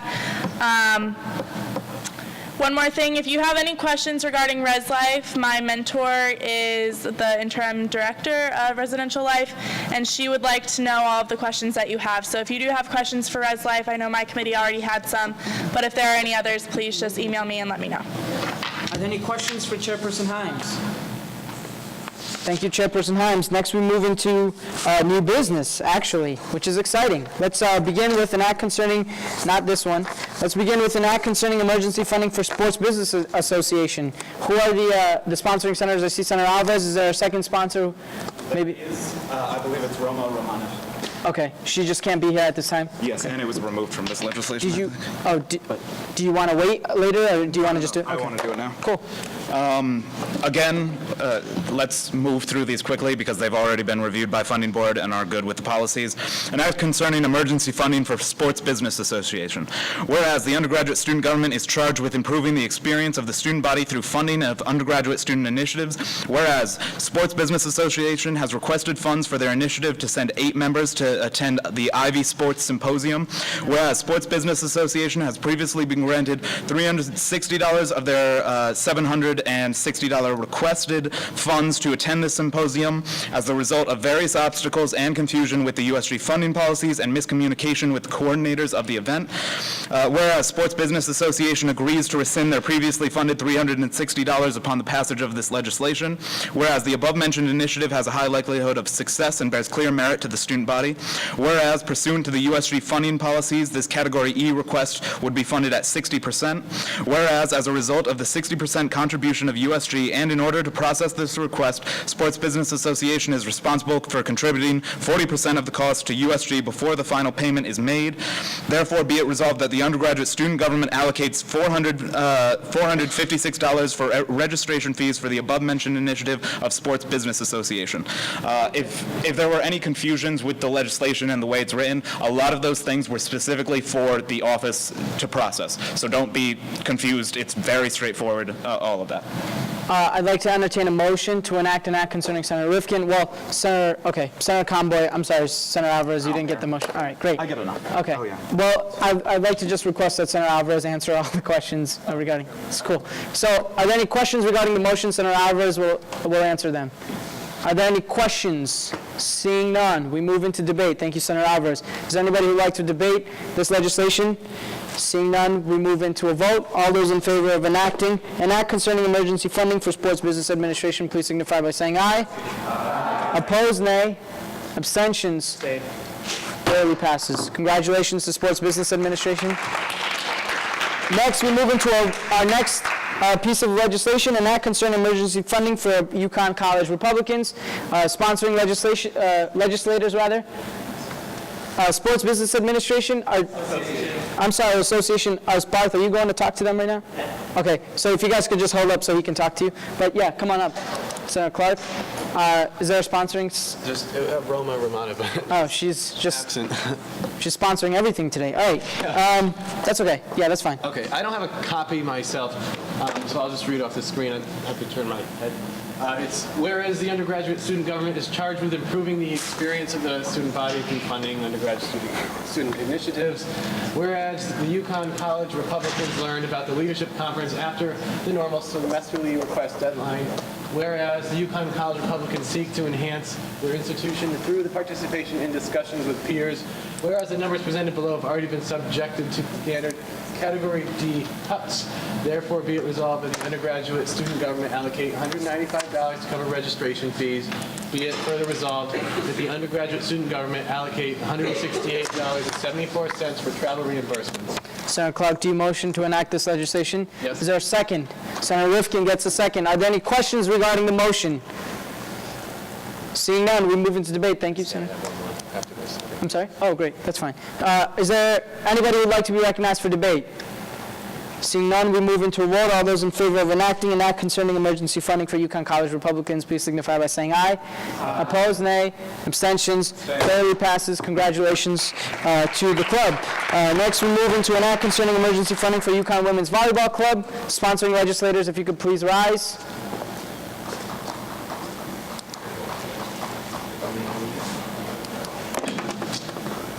Whereas the undergraduate student government charged with improving the experience of the student body through funding of undergraduate student initiatives.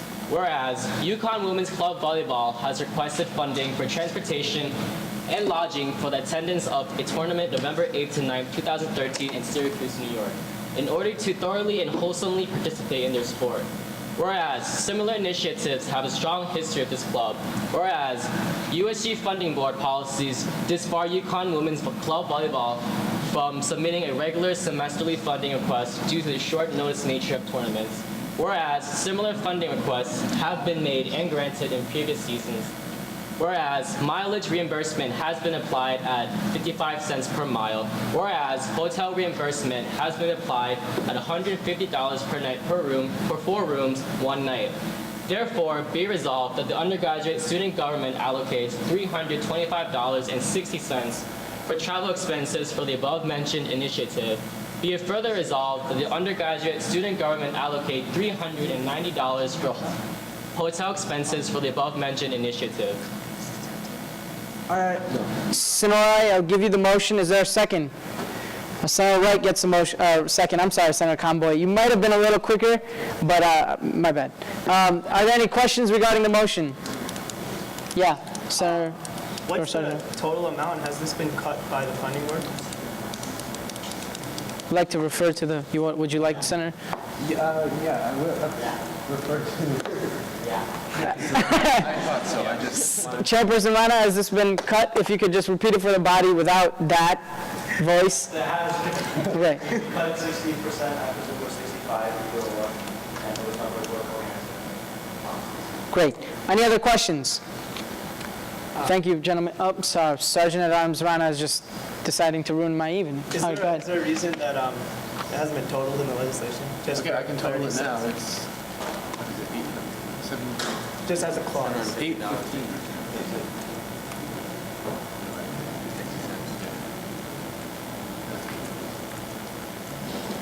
Yeah, so 8:15 and 60 cents is the total in case anybody wanted to know. Isn't it 8? I can't add in my head, I'm sorry. It would be $715. Yeah, Any other questions regarding the legislation? By the way, the total, I'll restate it as a personal privilege of my own. $715.60 is the total amount that's being allocated on this legislation. Any other questions? Seeing none, we move into debate. Is there anybody who would like to be recognized for a debate? Thank you, gentlemen. Seeing none, we move directly into a vote. All those in favor of enacting an act concerning emergency funding for UConn Women's Volleyball Club, please signify by saying aye. Opposed, nay. Abstentions, thoroughly passes. Congratulations.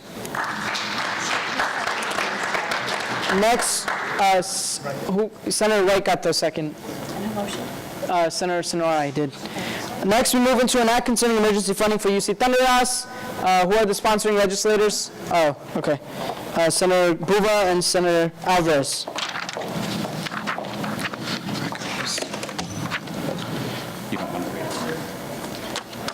An act concerning emergency funding for UC Thunderous, whereas the undergraduate student government is charged with improving the experience of the student body through the funding of undergraduate student initiatives, whereas UC Thunderous has requested funds for the initiative to Macabre, a prestigious dance competition held annually at the University of Buffalo, whereas the above-mentioned initiative has a high likelihood of success and bears clear merit to the student body, whereas UC Thunderous rescinds funds totaling $2,605, or nope, that's, I'm trying to read it. Yes, that, from their Oshkosh. What?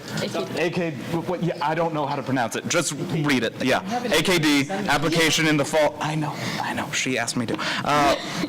Whereas the total rescindment of funds equals $5,023.11. Whereas the above-mentioned initiative is a Category D application and therefore pursuant to Section 4.3.4A of the funding policies may be funded up to 75% of the original requested $2,539.28. That time I got it. Whereas the total rescindment is much larger than the new request and thus no money will be drawn from the reserve fund. Therefore, be it resolved that the undergraduate student government allocate $1,904.54 for the above-mentioned initiative of UC Thunderous. Motion to approve. Senator Alvarez motions. Is there a second? Senator Lopez gets the second. Are there any questions regarding the motion? I don't see any. Are there any questions? Seeing none. Oh, I'm sorry. Senator Thatcher. So has it been cut? Yes, it has been cut, the 75% cut. Any other questions? Senator Conboy, you look like you were ready to ask a question. No? Great. Any other questions? Yes, Senator Khan.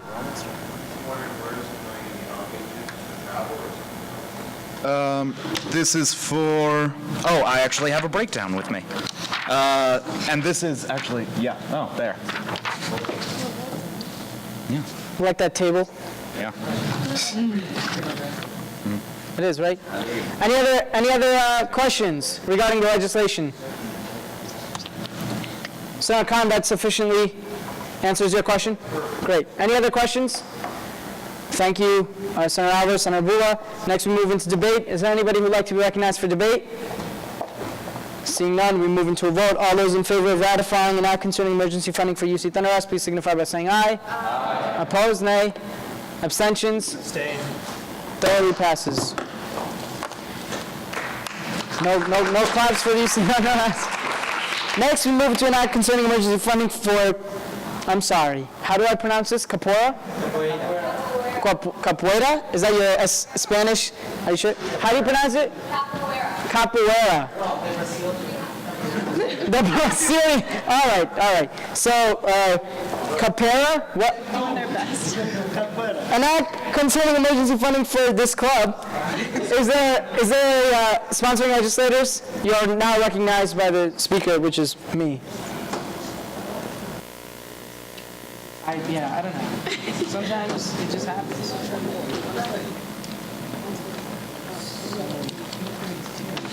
Record time. Go ahead. Okay. An act concerning emergency funding for the Capoeira Club. Whereas the undergraduate student government is charged with improving the experience of the student body through the funding of undergraduate student initiatives. Whereas the UConn Capoeira Club has requested funding for their initiative to be tested in the capoeira balance annual Batizado at the Hawley Armory. Whereas this event offers workshops for club members from different teachers to learn different capoeira movements, play different instruments, and learn cultural dances, as well as allowing club members to progress to the next belt.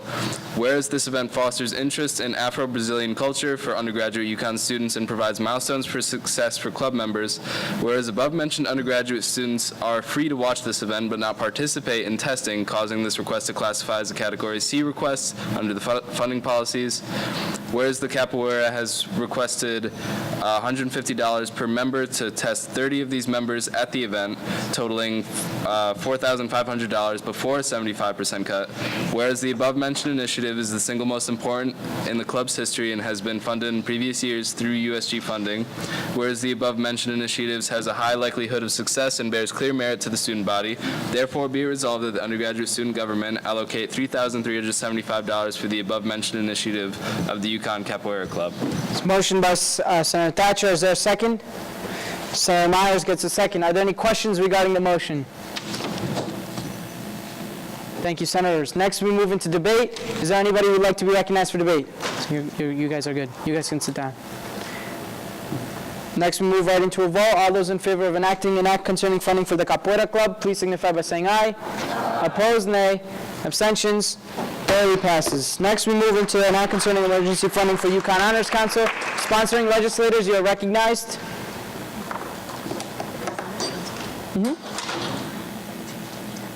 Tap team is after this. Wait, is this all we have? Yeah, but then we go back to...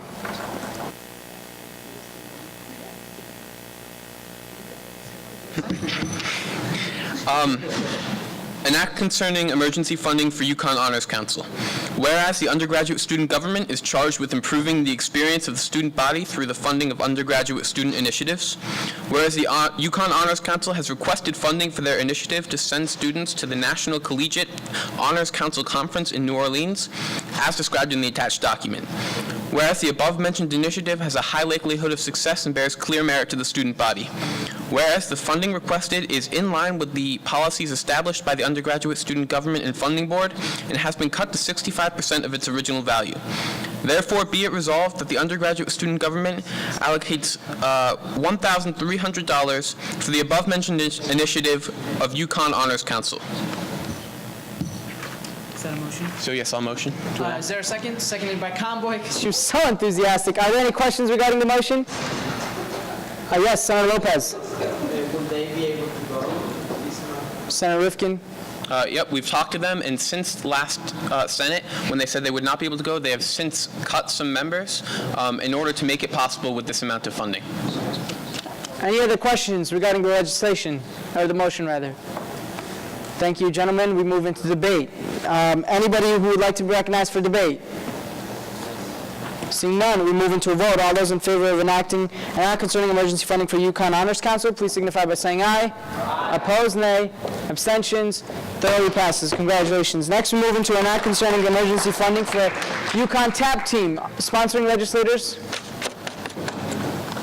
TAP Team legislators? Oh, Senator Bergman, Senator Alvarez? Okay. So recognized.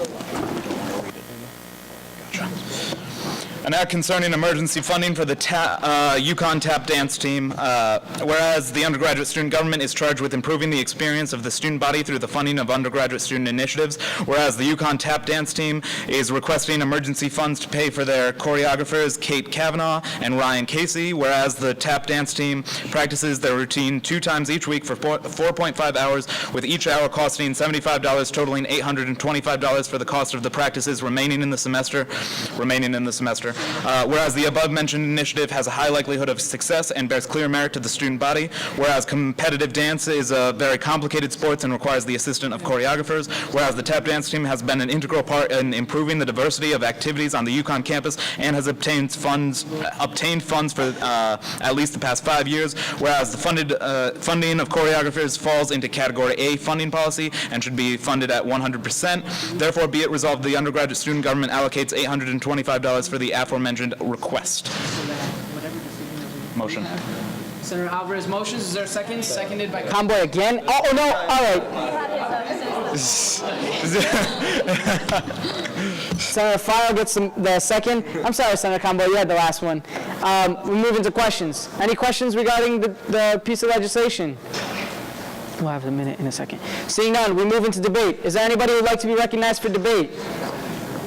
Seeing none, we move into a vote. All those in favor of enacting an act concerning emergency funding for UConn top team, please signify by saying aye.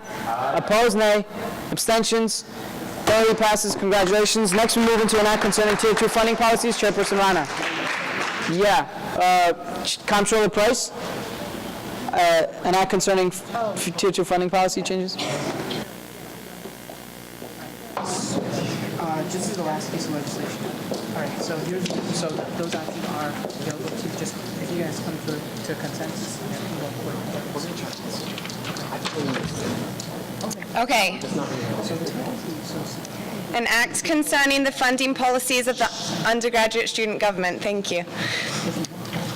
Whereas many Tier 2 organizations applying for alternative breaks for spring 2013 were denied due to lack of funds, whereas students gained valuable life skills and experiences from participating in alternative breaks, whereas student organizations found it strenuous to complete their trips without funds from USG, whereas most organizations that were denied funding for alternative breaks applied for legislative requests in the spring 2013 academic semester, whereas a systematic revision of the categories was needed to avoid the following issue from reoccurring, whereas these revisions would take money from a budget previously set aside without jeopardizing other Tier 2 student initiatives, whereas the attached revised funding policies contain revisions regarding categories, budget of the funding board, category allocations, and accounts classification. Therefore, be it resolved that the undergraduate student government adopts the attached funding board and Tier 2 funding policies as the official policies thereof, replacing previously adopted policies of the same title effective immediately. Do you want to say something? Yeah. All right. So what this is basically doing is, as the legislation says, most Tier 2 organizations that applied for outbreaks in the spring of 2013 were denied due to lack of funds. We don't want that to happen again. And for that, our comptroller already budgeted a certain amount of money that has been set aside for this very cause. All this is doing is now giving us a medium and a process to be able to actually allocate that money to those students. Should we pull up the policies? Senator Rana, are you going to... So, excuse me, Chairperson Rana, are you going to go through the entirety, or are you going to motion and then go through? I should quickly go through. Go through it? Quick. That's okay. Take your time. Okay, yeah, go up. Just All right, describe it as a category. Budget of the funding board is just saying that category A through E are the regular ones that we've always worked with, which will now be called the unprotected account, which means that that can be drained, and that is still subject to lack of insufficient funds. And then the protected account is basically the category F, for which the comptroller has already set aside a budgeted amount of money, which won't be subject to a lack of funds. So that's all the budget of the funding board is now saying. Right there, that little policy right there is only those Tier 2 organizations that have passed community outreach alternative break training will be eligible for this type of funding. That just makes sure that no random group is just applying for alt breaks and are just going for the hell of it without us knowing exactly what they're doing. Right here, it's just saying, it's clearly identifying what a Category F request is. Any requests requiring travel or overnight accommodations that take place over spring break or spring recess and involving explicit participation in the form of a service activity shall be classified as a Category F request. That's just adding in Category D, E, and F into the request itself. Here it's saying that it's just making the language more explicit that Category A through E's are allocated from the unrestricted, while Category F is allocated from the protected. And then Category Fs shall be allocated no more than 50%, and they won't be subject to a minimum cut, while Category A through E will be subject to the same process as always. All this is saying is that in the instance that the Category F is, in the instance that the unprotected is exhausted, those at the Category E's will start being cut due to lack of sufficient funds. And then also, in the event that in the protected account all the money isn't used, it'll be funding board and the comptroller's prerogative as to whether that money goes back into the funding board's unprotected account, or if that goes into emergency legislative requests reserve, or if that's going to roll over into the next semester. So that's just giving us a process of what happens if there's still money left over, or if there's money, if the money's been exhausted in both accounts.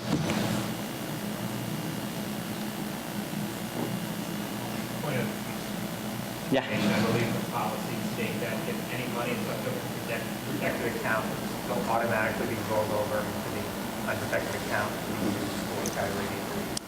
And then if any money is left over in the unprotected account, then you can decide what to do. Yeah, I might have worded that incorrectly or something, but our chief of staff is always here to help.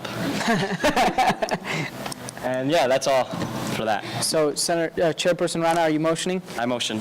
Seconded by Conboy. First, are there any questions for the chairperson regarding an act concerning Tier 2 funding policy changes, or an act concerning Tier 2 funding policies? Yes, Senator ex officio Senator Sochet.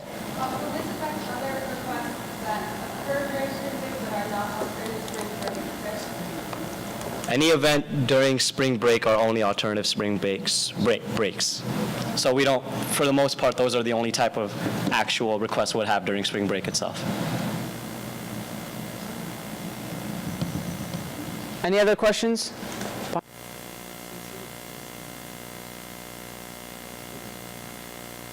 Any other questions? Regarding the motion. Thank you, Chairperson Rana and Comptroller Price. Next, we move into debate. Is there any debate? Yes, Chairperson Rana. And, oh no, I thought you were going up.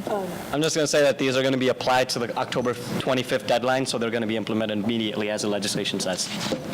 Any other debate? I'm sorry, I'm a little flustered. Any other debate? Seeing none, we move into a vote. All those in favor of ratifying an act concerning Tier 2 funding policies, please signify by saying aye. Aye. Opposed, nay. Abstentions? Stay. Barely passes. All right, next, we move into discussion. As I indicated in my email, we will, well, first, is there anybody who would like to be recognized for discussion other than what I indicated in our email we'd be talking about? Okay, so the only discussion item then is the discussion on the topics of sexual assault and sexual harassment. This is an opportunity for any member with speaking rights to speak in a public forum on these issues. They will be recognized by the speaker, and the rules of the discussion are as follows. The discussion will expire at the end of 17 minutes, or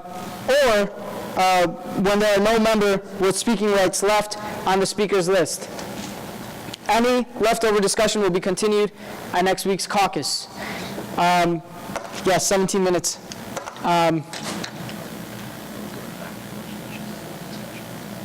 Not until, you said, at the end of Senate, so. Just for everybody to understand, since the resolution was tabled till the end of Senate, that means that all other items on the agenda will be considered first, and then we'll go back to a resolution concerning sexual assault and harassment at the University of Connecticut. So back to our discussion. This discussion is an open time for you. Senator Conboy had a placard up first before. I'm sorry, Senator Myers, but you're next to speak on this issue. And if there are, again, no members left on the speakers list, we will conclude the discussion. Senator Myers? There's actually a point of information. Oh, sure. So this is just an open forum where it's like there's no attacking each other. It's just like we share our opinions and walk off. Absolutely. Okay. And the time limit that I have put on this discussion is 17 minutes because we have, obviously, it's late. Right? Okay, go ahead. I just wanted to say that student development has started discussing this as of our last meeting, and we meet Tuesdays at 5:30 p.m. Correct. One thing we're talking about is doing, as Chairperson Manfredi said, we're talking about doing posters. We want to make this something known, not aligning with the accusations along with the university. This is something on our own. This is addressing rape culture, so I guess I just want to use this time to tell you guys, Tuesdays, 5:30, if you're interested and really passionate about this. Thank you. Anybody else for discussion? Senator Clark wanted to, Senator Clark, Senator Alvarez. Anybody else for discussion? So I just think it's, interesting to discuss what is, somebody mentioned, I think Senator Conboy just said the word rape culture. What is a rape culture? I think it's important. I'm not asking the question. This is a rhetorical question. I think it's important to just sort of discover what that is. I think an important thing of the Student Development Committee, beyond what they're already doing, is what is it and why do certain universities, and I know that there are some that have reputations of having a rape culture, and how does that come about? And it also, how can we get rid of it? What do we do to stop a rape culture? Is there a way to stop a rape culture? I don't know. There's a special committee commissioned by the president designed to, to oversee the culture and to explore the culture of this university, but is there really a way to stop it? I think, first of all, I think we should stop using the word rape culture because there isn't a rape culture. I just think there's a trend of it happening, and luckily it's not all the time, but, I just think those are points that we need to discuss. Obviously, the legislation that's on the table is the first steps towards doing that, but beyond that, I just think I'm glad in a way that the Title IX case came up because, I don't want to go to a college that has a reputation of this. I transferred from Boston University, and we had the same problem. In fact, my freshman year there, they had to create a task force to explore whether the hockey team had a rape culture. And it was a big deal. It was in the news, and it was embarrassing to go there because people would say, don't you go to BU? And people are getting, raped all over BU. And it doesn't happen that way, but I just think it's an important thing to discuss and really come to a resolution so that we don't have to deal with it anymore, because I'm frankly tired of hearing about it, and I'm sure that most people are too. Thank you, Senator Clark. Senator Alvarez.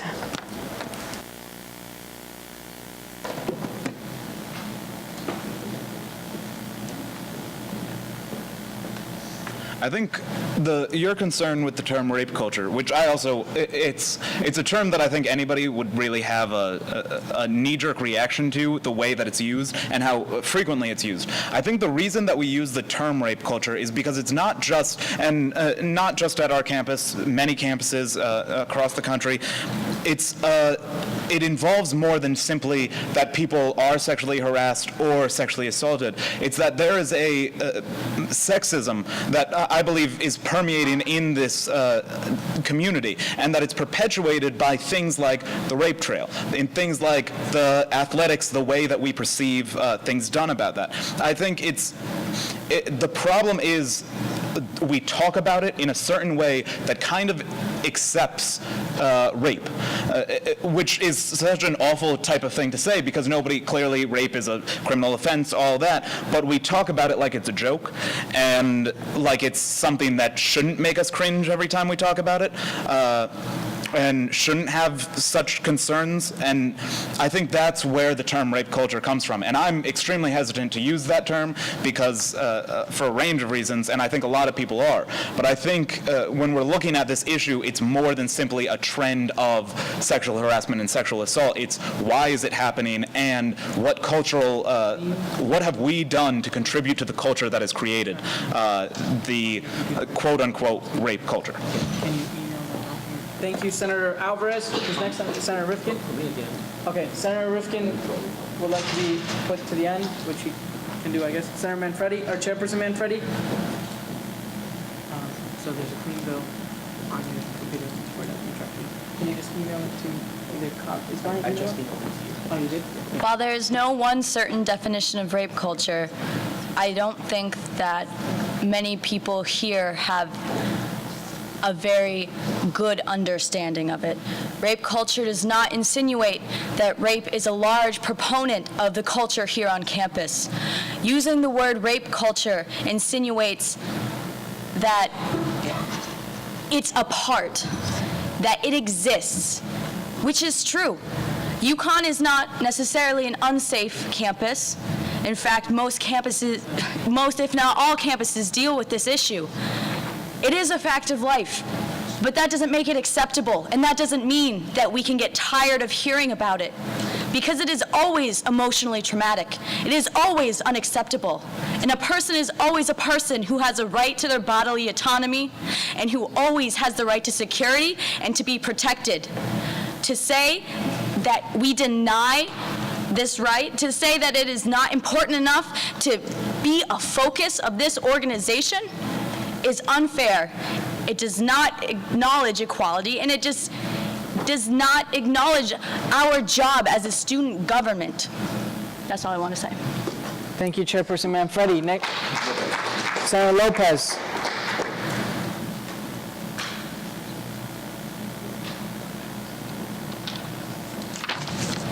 Rape culture is a thing.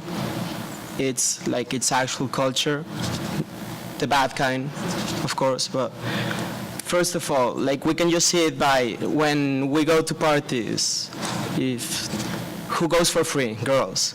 Who gets more drinks? Girls. They get drunk. People get raped. In my hallway, there's this paper that says that in order for it to be consensuous, she cannot have been doing any type of drugs or alcohol.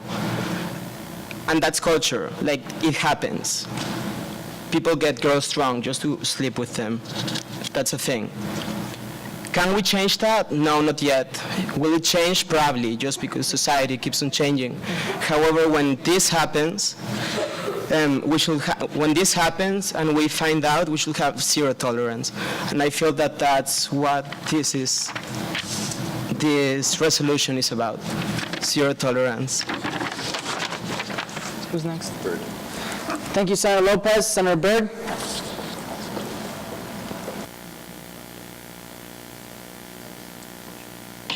I think it's important to keep in mind when we're talking about the accusations that have been made against the school that we are one of the best universities in this country. We were just ranked #1 in energy sustainability in the entire world. We are the top 20 public university, and we are the basketball capital of the world. So we have all these great things going for UConn. We go to a great school, and I'm very proud to be here. But we do have a problem of this rape culture. We have a rape trail. We can go on for hours about the problems with this problem at the university. So I just want to remind everyone that we go to a great school, and we have to work to acknowledge the great things we do here, while at the same time not overshadowing the things that we need to fix. And I also want to mention that I think in the United States and in the world in general, I didn't realize there was a lot of this, but there is victim blaming. Like Senator Lopez says, some people say, well, she was drunk. What did she expect to happen? She left her door unlocked and someone came in. What did she expect to happen? We should remember that we should not be victim blaming. It's not the victim's fault, and we need to figure out what the problem is, because we know it's not the victims, and as a body, we need to eventually pass legislation, obviously condemning this kind of culture, while trying to fix the problem, too. Because we go to a great university, and I hate to have this, this dark cloud hovering over our schools, so. Thank you, Senator Byrd. Who's next again? President Coshane. Anybody else who would like to be added? Senator Khan. Anybody else for discussion? Senator Alvarez again. Anybody else? Great. We have 7 minutes left of our discussion component of this meeting. 2 quick points. First, while this discussion is very important, I think it's essential that we remember that rape, assault, violence, and harassment, while they happen more often to women, also happen to men. And second, and this is a challenge, and it's a challenge to everyone, but in order for us to discuss this and to be effective, we need to absolutely ensure that we do not intimidate people who do not necessarily understand our viewpoint or agree with our viewpoint from sharing theirs. If they are intimidated, they will remain silent, and we will not persuade them of anything. Thank you. Thank you, President Corshain. Senator Byrd? Oh, Bergman. Sorry, Senator Bergman? Senator Bergman yields. Senator Alvarez is next. For Senator Rifkin, I'm sorry. I'm so sorry, guys. I don't have the computer next to me.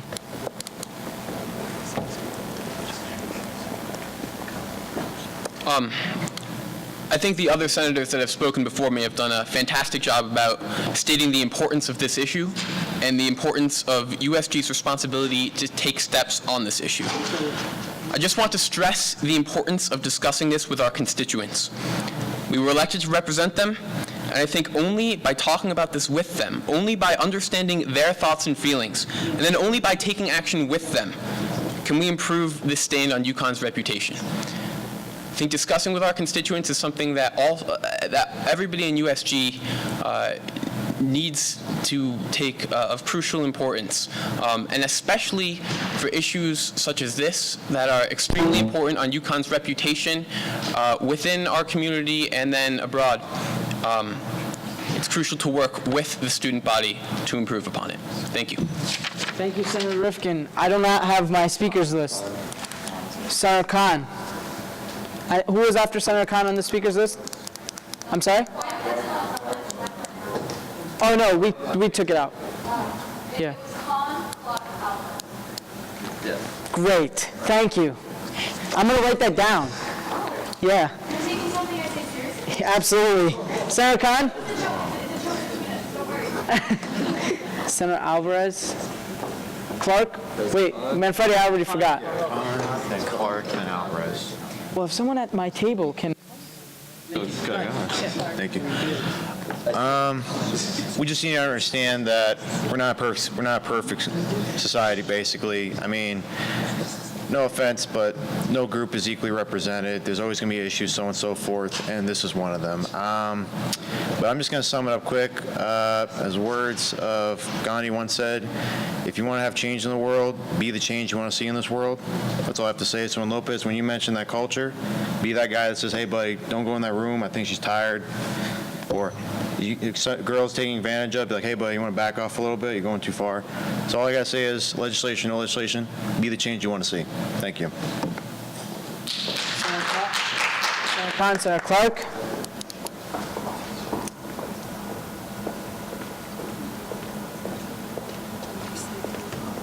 I just thought I would clarify sort of what I meant by tired of hearing about it. Doesn't mean that when it happens we should just ignore it, because I think that Chairperson Manfredi almost took that stance, as if I was saying that.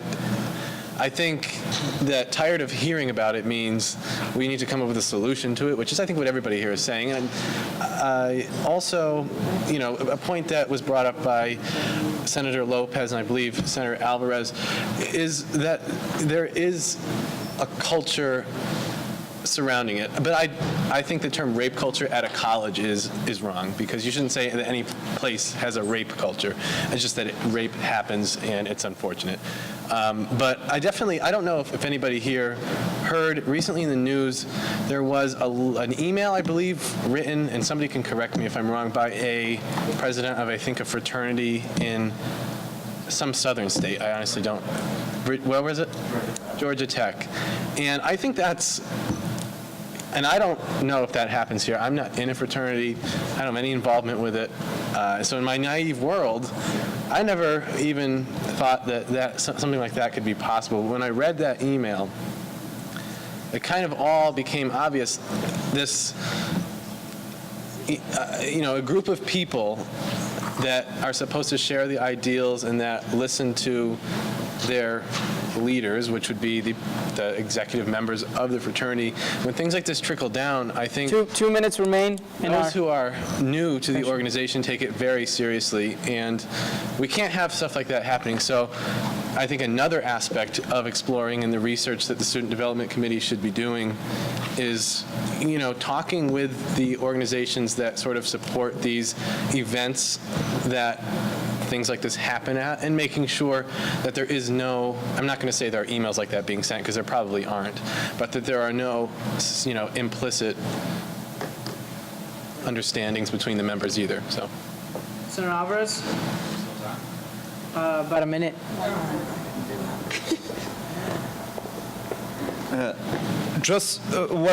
In moving forward and looking at the legislation that we're about to do again, I don't want anybody to have the feeling that we're trying to create an animosity between ourselves and the administration. But I think what my biggest problem is that if these allegations prove true, among the fact that I think we recognize there is sexual harassment and assault imbued in the culture of this campus, then we should be standing on the sides of the students who have been victims of this and challenge the administration to do more and to do better. And that's all my intention is with this. Thank you, Senator Alvarez. We have like 15 seconds left if anyone wants to. Okay, that concludes our discussion component. Is there anybody who would like to be recognized for announcements?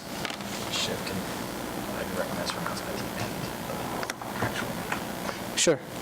Anybody else for announcements? Right now?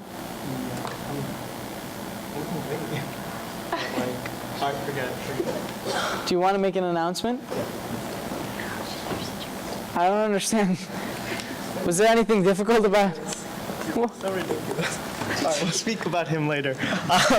Okay, so Constitutional Review will be meeting at 6:45 on Monday evening. We're going to be going over a lot of things. If you would like to come and voice your ideas, you can. You guys aren't, if you want to be a voting member, you'd have to get confirmed by Senate, but if you want to come voice your ideas, give us some input, we would gladly appreciate it. This is pretty much a thing to say, go out, read our Constitution. It is the framework of this organization. You guys should at least read it once, hopefully. Okay, thank you. Anybody else for announcements? Thank you, Sergeant at Arms Rana. All right, next we move into our last item of business for the day, which is the tabled resolution that was presented. It was a resolution concerning sexual assault and harassment at the University of Connecticut. How we're going to handle this, we're going to go right back into the debate component of it. We're going to skip the questions part. I'm going to recognize the person who laid table first, just out of respect for the reasons why we laid table, and that was Senator Rifkin. Senator Rifkin, if you'd like to bring other people up with you. Oh, I'm sorry. Senator Essick asked to table. Okay, Senator Essick, if you want to come up and be recognized first, if you want to, you can do so. If anybody else wants to be recognized for debate, they may do so as well. Senator Essick, would you like to be recognized? Sure. Go ahead. I assume so. I'm assuming he wanted to amend it, right? Yeah. So you're going to motion to amend. Yeah, so you can bring it up. Anybody else for debate? Sorry, that's all right. You can if you want to. If you want to defend questions, then you can, but it's up to him, because he's... Can they just come up? Yeah, if you want to. I'll allow it, yeah.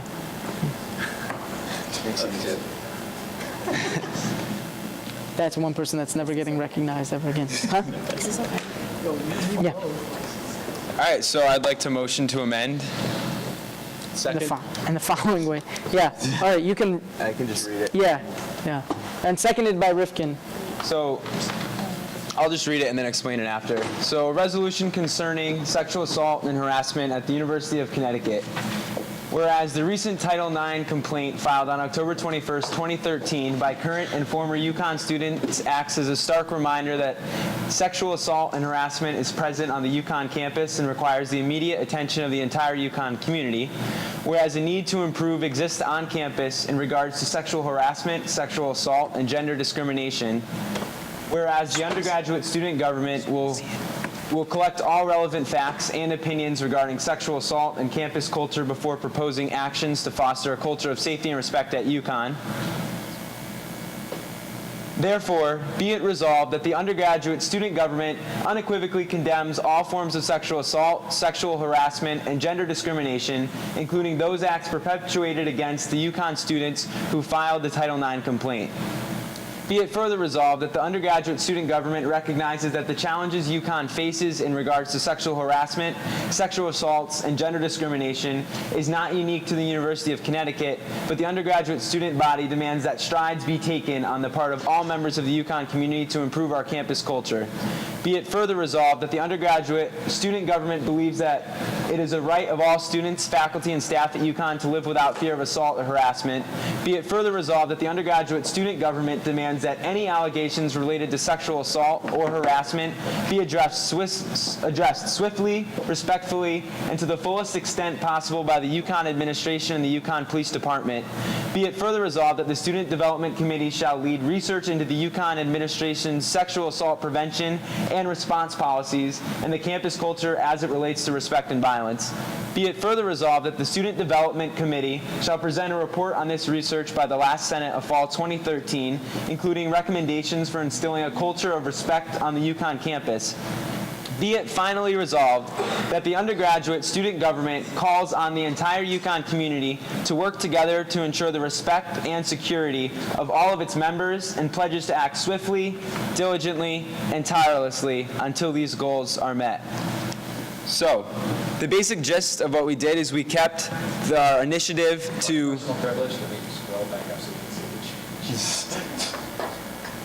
Okay, so the basic principle of what we did was we kept the fact that we want to be on the front lines. We're still going to be, like we said, we're going to be doing research, we're going to be looking into the issue, but a couple of the things we changed is we acknowledged that there is a cultural stigma, or not cultural stigma, but there's a need to improve what we said, there's a need to improve what exists currently on campus. So we're basically acknowledging that we understand what exists and we need to improve it, which was basically said previously. We understand that. We just reworded the way, or we reworked the way we're presenting that. So basically, it's almost the exact same thing. It's just a little different in how we're presenting it. Also, with the biggest, I think, change, and this is meant to be more acceptable and more moderate in its efforts, because I know not everybody agrees with extremely strong language, but lower down, the further resolved, can you scroll for a second? The resolution, essentially, we demand that there is change on the part of all members of the UConn community. That includes the student body as well as the administration, which I think is a much more reasonable way and moderate way to address the fact that everybody is responsible for making this change and addressing these problems, and any failure in the past needs a change in the way that we're doing things. So that's, I think, the biggest issue that I previously had with the legislation. If I can just add real quick, our goals here were for the central theme of this legislation to not just be this is where we've gone wrong, but to be this is how we can improve from here, and this is specifically the strides that we can take to improve from here. That's what we worked on together. Are you guys done presenting the motion to amend? Senator Essick motions to amend. Is there a second? By Senator Rifkin or Alvarez. Take your choice. Are there any questions regarding the amendment? Yes, Senator Byrd. Do you acknowledge that the sentence you added, first is grammatically incorrect? Yes. Because the only reason, also, again, the reason that there is not more to this at the current time is that this was a very limited amount of time, and we can re-amend this and accept it as a friendly amendment. We just had to send it because his computer was dying, and we needed to get it We didn't get to fix that sentence. Yes. So, Senator Byrd, may I offer... Can we get any amendment that you're going, or during debate component? All right, any other questions regarding the legislation? I'm sorry, not the legislation. Any other questions regarding the amendment? Okay. Yes, Senator Saha. Sure. You say that you demand that strike be taken. What do you mean by strike? I would say a change in both the way that we have gone about addressing these issues, primarily for our organization as we address with Student Development Committee, and the change in addressing things like the rape trail and campaigns to change sexual assault culture, as well as with the administration. it goes along with the other aspects of the legislation in that it says that they have to address these concerns, including the Title IX case, swiftly and with responsibility about it all. However, I would agree that this is vague and that it is not as strong as I would like it, but I think it's the most general thing that we can say while still saying that we're demanding that there is a change. It's a compromise piece of an amendment, less strongly worded than, or specific than I would have preferred. Senators, move. Move. You guys move. Any other questions? Seeing none, we move into debate. Thank you, guys. Now, the debate is only regarding the amendment, not the legislation as a whole. In other words, if you would like to support the amendment or, vote down the amendment, you may speak. Yes, Senator Byrd?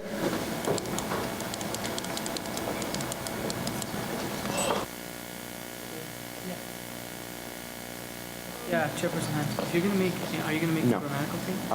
I don't know how to change it because I don't know what they're trying to get. I don't know what the point they're trying to make in that first sentence. So, someone else should. Besides not understanding the first sentence that they changed, I think this is a good compromise between the original piece of legislation and probably what Senator Alvarez actually wanted. So I think the wording in this amendment is explicit in what we want while not being too harsh. So I think this is a good compromise and we should pass this piece of legislation. I'd also suggest that anyone who can change that first sentence can, because I just don't understand the meaning of the first sentence. So anyone who understands it can amend it. Okay, Senator Alvarez said he'll do it. Chairperson Himes, thank you, Senator Byrd. Chairperson Himes. Anybody else for debate?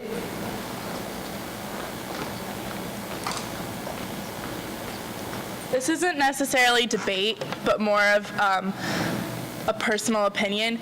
We don't have a rape trail. We have a path that is called Celeron Path that students have nicknamed the rape trail. We do not have a rape trail. So if we could stop saying that we have a rape trail, that would be awesome because we don't. Chairperson Hines, is that like reference where you're making motion to amend? In general. Okay. Anybody else for debate? Regarding the legislation, you want to change the grammar, right? Wait. I'm sorry. Hold on. What? Accept this and then make another amendment so we don't do anything crazy. Senator Saha, you want to say that in debate?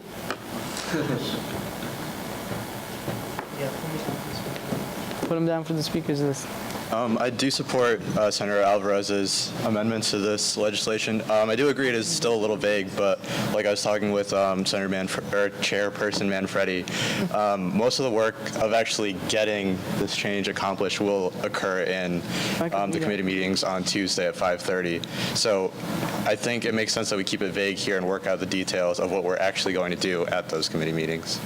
Senator Saha, thank you. Anybody else for debate? Senator Alvarez. Senator Alvarez, is your amendment ready? It will be. Oh, work it out right there.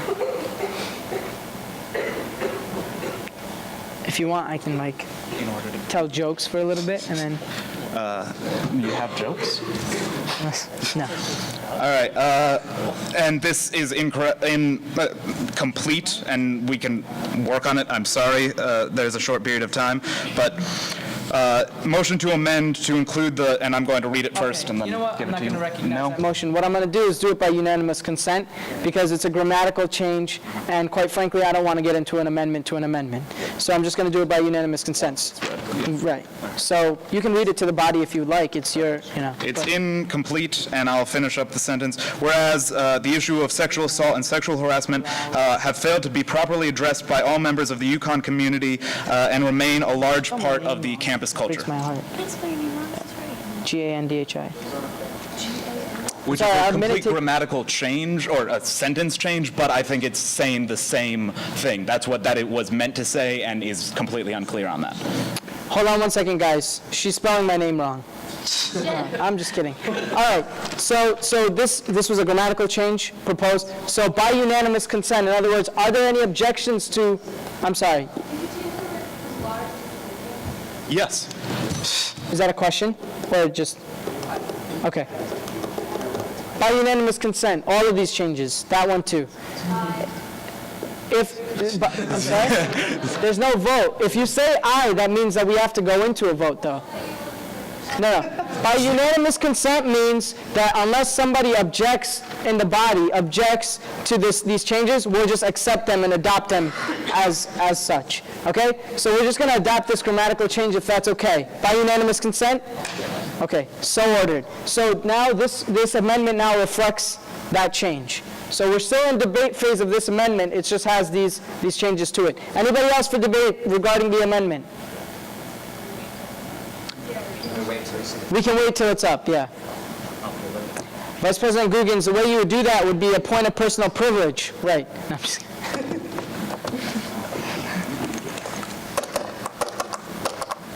Anybody know any jokes? Ed? Kiwi, joke. No, joke. No, I've already told the joke. Okay. Any other? Yes, Maria, joke. Why did the T-Rex cross the road? Why are you looking at me? I don't know. What? Nobody heard it. I didn't hear the first part. I was just saying yes because I thought at least the people. Oh, T-Rex. That's good. Everybody just clap. Come on. She told a joke. Because chickens weren't invented yet. Oh, she approves. Anybody else? Joke? Yeah, Kaylee has a joke. Okay, I need someone to respond. I got you.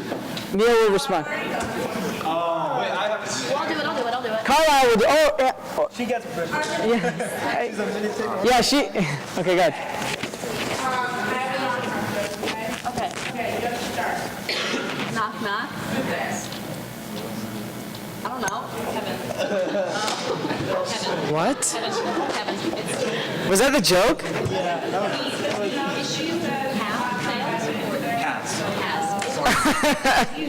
Okay. Any other jokes? Pat, do you have a joke? Joke, come on. Pat, joke. Something appropriate. Please. No, he knows no appropriate jokes. Anybody else? Fair joke. He has a bunch of dirty jokes. Yeah, Carlos, good. Oh, wow. Are we all set?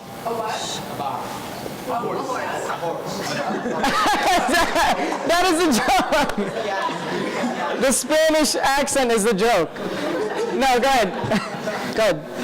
Everyone lives, they notice, it's quite dangerous. All right. Senator Lopez will resume the joke. Patrick. I have a joke. Go. So a bear walks into a bar, and he sits down, and the bartender says, "What do you have?" And the bear goes, "I have gin and time." And the bartender goes, "What's with the big pause?" And the bear goes, "I was born with it." Nice. Excellent. All right. Not to trivialize the matter at hand, but we're a family, yeah. I recognize them. I recognize them. But that was good. That was exactly how you would do that. We go back into debate. The debate is up. The amendment is up in its final version. The amendment is up in its final version. Yeah, sure. Is that the final, should we keep the first sentence that was there, or was it replacing? Yeah, no, that was just me not deleting it because I didn't know how. Okay, that's by unanimous consent as well. Anybody else for debate regarding this amendment? Seeing none, we move into a vote. I'm going to object to that. Can I still? What? Why? Because I think that that sentence is implying something different than the other one was. Can we approve it and then can you amend it again? Should be objected to your. Unanimous consent? Like a long time ago, though. It wasn't up. It wasn't up. It wasn't up. That's why personal privilege. Oh, okay, okay. All right. So yes, you do, yes, and I agree with that. It just makes my job harder. And, all right, Senator Essick, you can object, and you do object, which would mean that we go into a vote regarding these changes. So all those in favor of ratifying, and I believe we don't go into debate regarding these changes. Debate, amendment to amendment. We're amending. Okay. Any questions regarding the amendment to the amendment? Senator Alvarez will answer them. Seeing none, we move into debate. Is there anybody who would like to be recognized for debate? I'll allow it. Go ahead. You said it's different. Further on, give me a second. Can you explain that? Yeah. So Neil, you need to explain this to me. basically, I know the original sentence just said, whereas, I need to prove exists on campus regarding sexual harassment, sexual assault, and gender discrimination. I think the new sentence is implying, like, the piece of legislation. I think it's implying that the administration hasn't met the standard. And so I think whether or not we believe that, I don't think we should be projecting that statement in this type of legislation. We're just saying what we want to do. And so I think just basically that statement, when they read it, could imply that to them, they could take that offensively. Whether or not we're implying that or not, they could take that as we're saying something against them. And I think it's more important that we say we need to improve it rather than target a specific group that's intimidating. Right. So I'm sorry, guys. Were we still in questions? That was your question, right?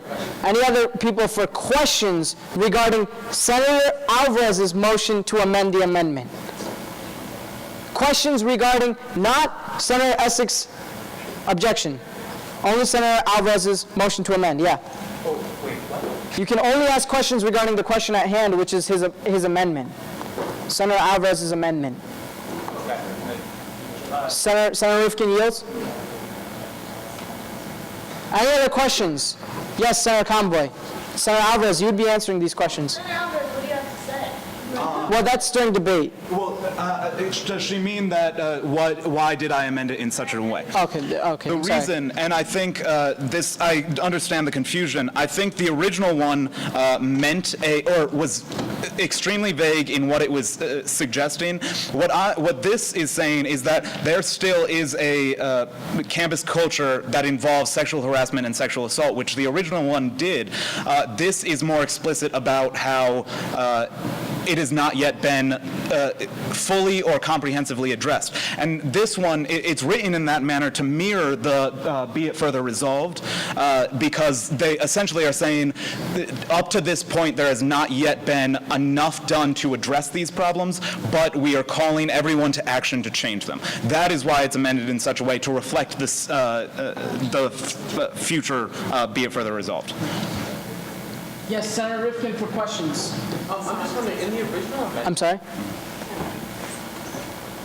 In the original amendment, Keep this on the speaker's list. grammatical error being fixed by a simple grammatical change, keeping the same sentence. I would say it was amended in such a way that the original sentence I did not see. It was a convoluted sentence. It was confusing, and I didn't fully understand. Even when we were writing it, I didn't fully understand how to fix the sentence by adding something to it or changing it. And so I rewrote the sentence to reflect the rest of the legislation in the style that it was written. Any other questions regarding the motion to amend the amendment? Seeing none, we move into debate. The debate is to the debate is to ratify the amendment to the amendment. Is anybody confused? You are? Okay. So what happened? There was grammatical changes. What I assumed to be simple changes that the body would adopt and accept quickly, because I didn't see the changes, okay? So I'm not trying to say that you should pass it or fail it. I had no idea what the changes were. I was told, yeah, go ahead. What happens to Senator Essick's objection? That's exactly what I'm explaining now. Kerry Alvarez wanted to amend the amendment. I allowed it to happen by unanimous consent. I did not see the amendment, so I'm not trying to show one side or the other. Now, Senator Essick took issue with that amendment, so it must go through the process of amending an amendment. Does that make sense? Which means there are questions and debate and a vote regarding whether we want to amend the amendment. Now, the initial amendment is what Senator Essick put up on this projector, and what all three of these senators put up on this projector. Does that make sense?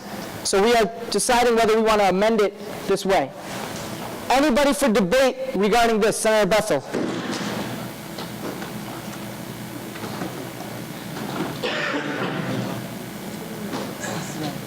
So, yes, we go with questions regarding the amendment. Yeah, I think that Senator Essick was right on point with what he said in terms of straight out accusing the UConn community of being basically a failure. I think that initially it was just a simple grammatical error, and I thought, and my impression, that it would have been like maybe switch some words around, like say, whereas the need to improve, whereas the need exists to improve like campus culture in regards to sexual harassment, something like that, as opposed to a brand new sentence accusing the UConn community of failure. And so I think that something like that was what I was expecting, and not that. Okay, I shall write that down. All right. Senator Rifkin, and then Byrd. No, Bergman. Bergman yields. Senator Rifkin, Alvarez in a second, but first Byrd, and then Hassan, and then Alvarez. You got it? And then Manfredi. I agree with. I see you. I'm sorry. No problem. I agree with Senator Essick and Senator Bethel. I think that the original wording, it was pointed out that there was a grammatical error. I think that we could just simply fix that grammatical error and then move on. I don't think there was a problem with the actual sentiment of what it said. So I invite people to work on that grammatical error within the sentence and then make a motion about that later. Thank you. Thank you, Senator Rifkin. Who's next on my list? Byrd. Senator Byrd.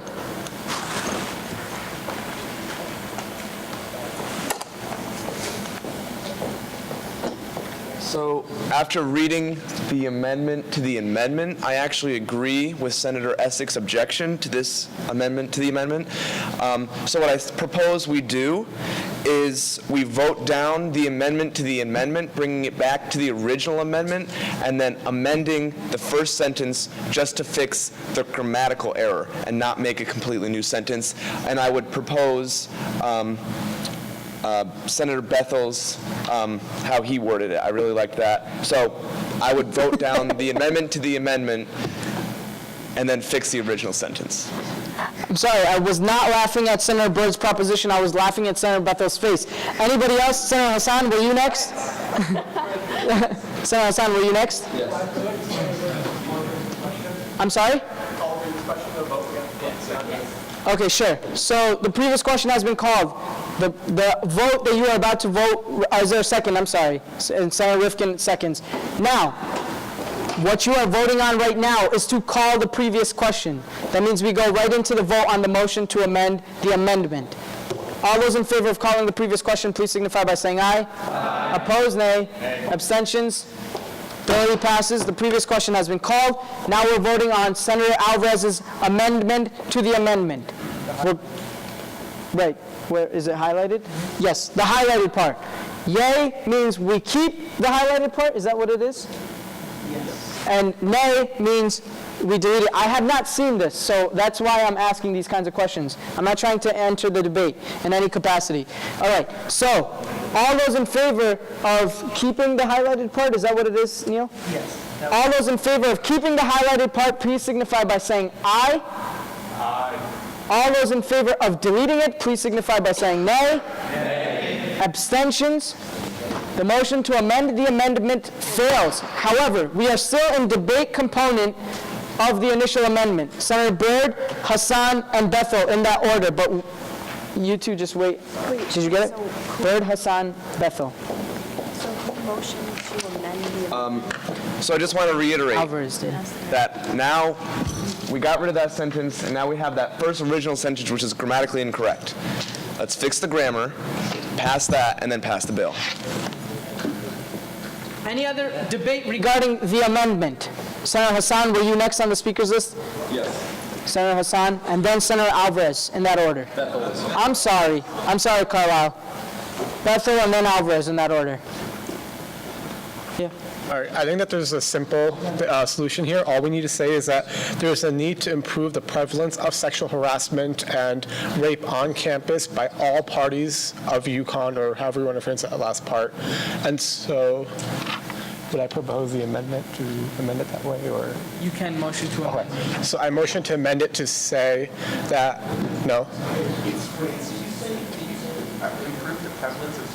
There is a need to improve the, sorry, I did not mean to say that. But All right, guys, we're gonna stand at ease for 2 minutes. You guys are gonna figure this out and get me a clean. All right, you have it. All right, come up here then. Yeah, you're the floor, Hassan. There you go. I'm sorry, guys. I mean, we have it. We just need to get it through Robert's rules. All right, let's do this.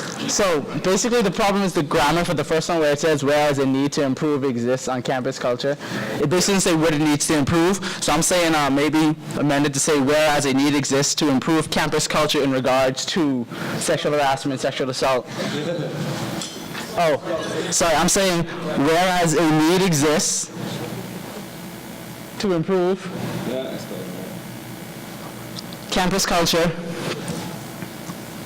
in regards to sexual harassment, sexual assault, and gender discrimination. Can we do it by unanimous consent first? Is there any dissenting voice in this chamber?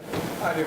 Okay, so then the second to motion to amend the amendment is seconded by Senator Rifkin. Senator Bethel, you'll answer any questions. The questions are regarding the amendment to the amendment as proposed by Senator Bethel. Are there any questions? Seeing none, we move into debate. Is there anybody who'd like to be recognized for debate? Senator Alvarez. Thank you, Senator Bethel.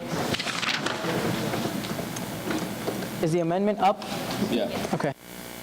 I know you all want to leave, and I know that we're frustrated right now because this has been long as it's been long. But I don't think that I get that this is a more accurate grammatical change. However, if we're going to say that the sentiment that was put up previously that you all voted down was not the same as this, then I think we need to replace this type of language with the language that was put forth before, because it sends it's a stronger statement. It reflects the rest of the legislation, and it's important that we make it clear that there has been a problem in the past and that we're going to change it in the future. And look at the be it resolved further down on this, and look at the language and how it previously reflected the same sentiment. Senator Comboy, before you begin, you can come up. All voting members, will you please rise? Colin, get up. Neil, get up. No, and help me count.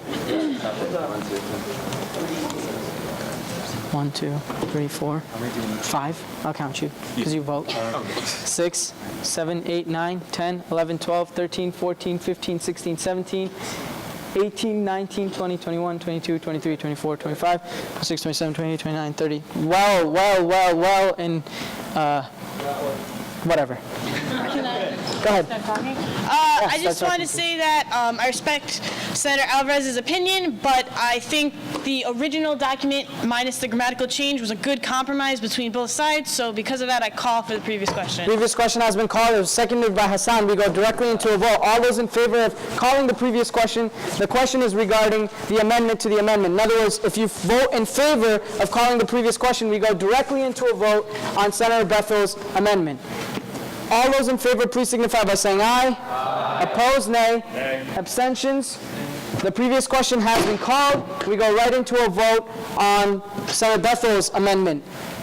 It's highlighted. All those in favor of ratifying this highlighted change, please signify by saying aye. Aye. Opposed, nay. Nay. Abstentions?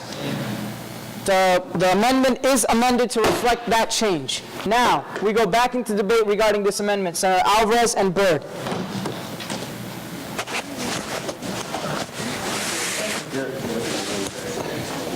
Comptroller Price. You keeping a speakers list? Yeah. All right. I'm going to now make the case for the original language that you have shot down twice, and it might fail again. That's fine, whatever. But the original language saying that there has been a failure on the part of everybody in the UConn community to properly address these problems. There are 7 women right now saying that, or who have been sexually assaulted on this campus, who are saying that the UConn administration failed to do the best they could to address their issues. Whether or not we're saying that the UConn administration did fail in that capacity, there is a larger issue where the UConn administration, as well as the student body, has failed to change or produce measurable change within the UConn community.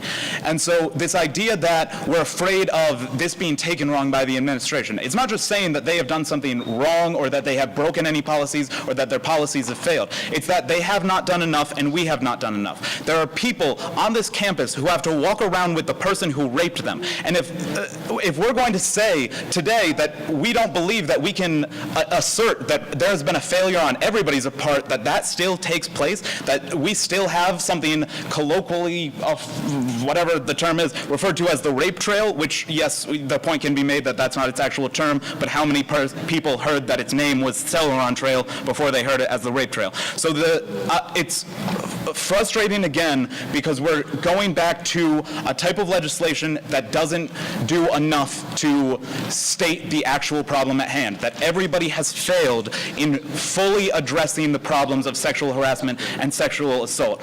And I think it is appropriate for us to say that because it says that we are changing what we are doing and we expect everybody to do it with us. So you might have shot down the language before, but rethink what this is actually saying and what the stronger language means to the UConn community and to us.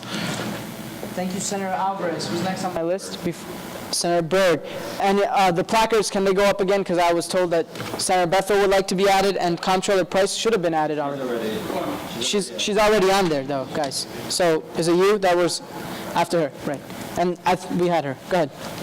I think most of you agree this wording is good. No offense, Senator Alvarez, we've shot down his amendment. We don't like his wording, so I don't know why we're still talking about that. This wording is great, I believe. And the reason why I don't agree with Senator Alvarez's amendment is because he wants to blame the entire UConn community.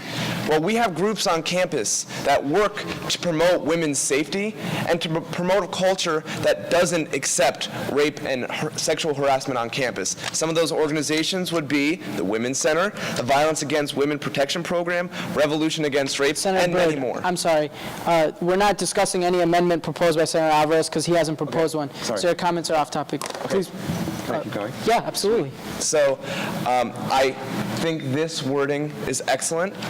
And I really, really, really urge you to pass this amendment. I think this represents what USG believes very well, and I know that we would win. If we voted right now, I know this would pass. So I call the previous question.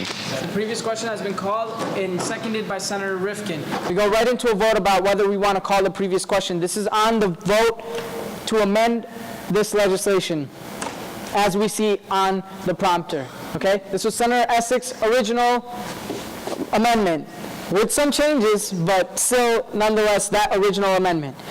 We go right into a vote of who wants to call the previous question. So all those in favor of calling the previous question and going directly into a vote on Essex's amendment, please signify by saying aye. Opposed, nay. Abstentions. All right, thoroughly passes. So we go right into a vote on Essex's amendment. All those in favor of ratifying Senator Essex's amendment with all the changes in the middle, please signify by saying aye. Opposed, nay. Abstentions. Thoroughly passes. The legislation is amended. Now we go into debate regarding the document, right, that's now, okay. Senator Essex's amendment has passed. Now we're debating whether to pass this bill or not. Debating whether to pass it or not. Is there anybody who'd like to be recognized for debate? Seeing none, we move into a vote on the bill. All those in favor of accepting or approving of ratifying this bill, please signify by saying aye. Aye. All opposed, please signify by saying nay. Abstentions?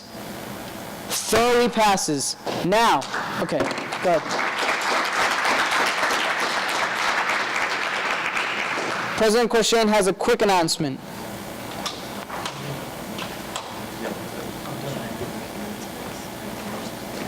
reminder, ad hoc committee on evaluating USG's openness and inclusiveness. Second, 5 proposals by Thanksgiving. Good work tonight, everyone. Adjourned at 9:42 p.m.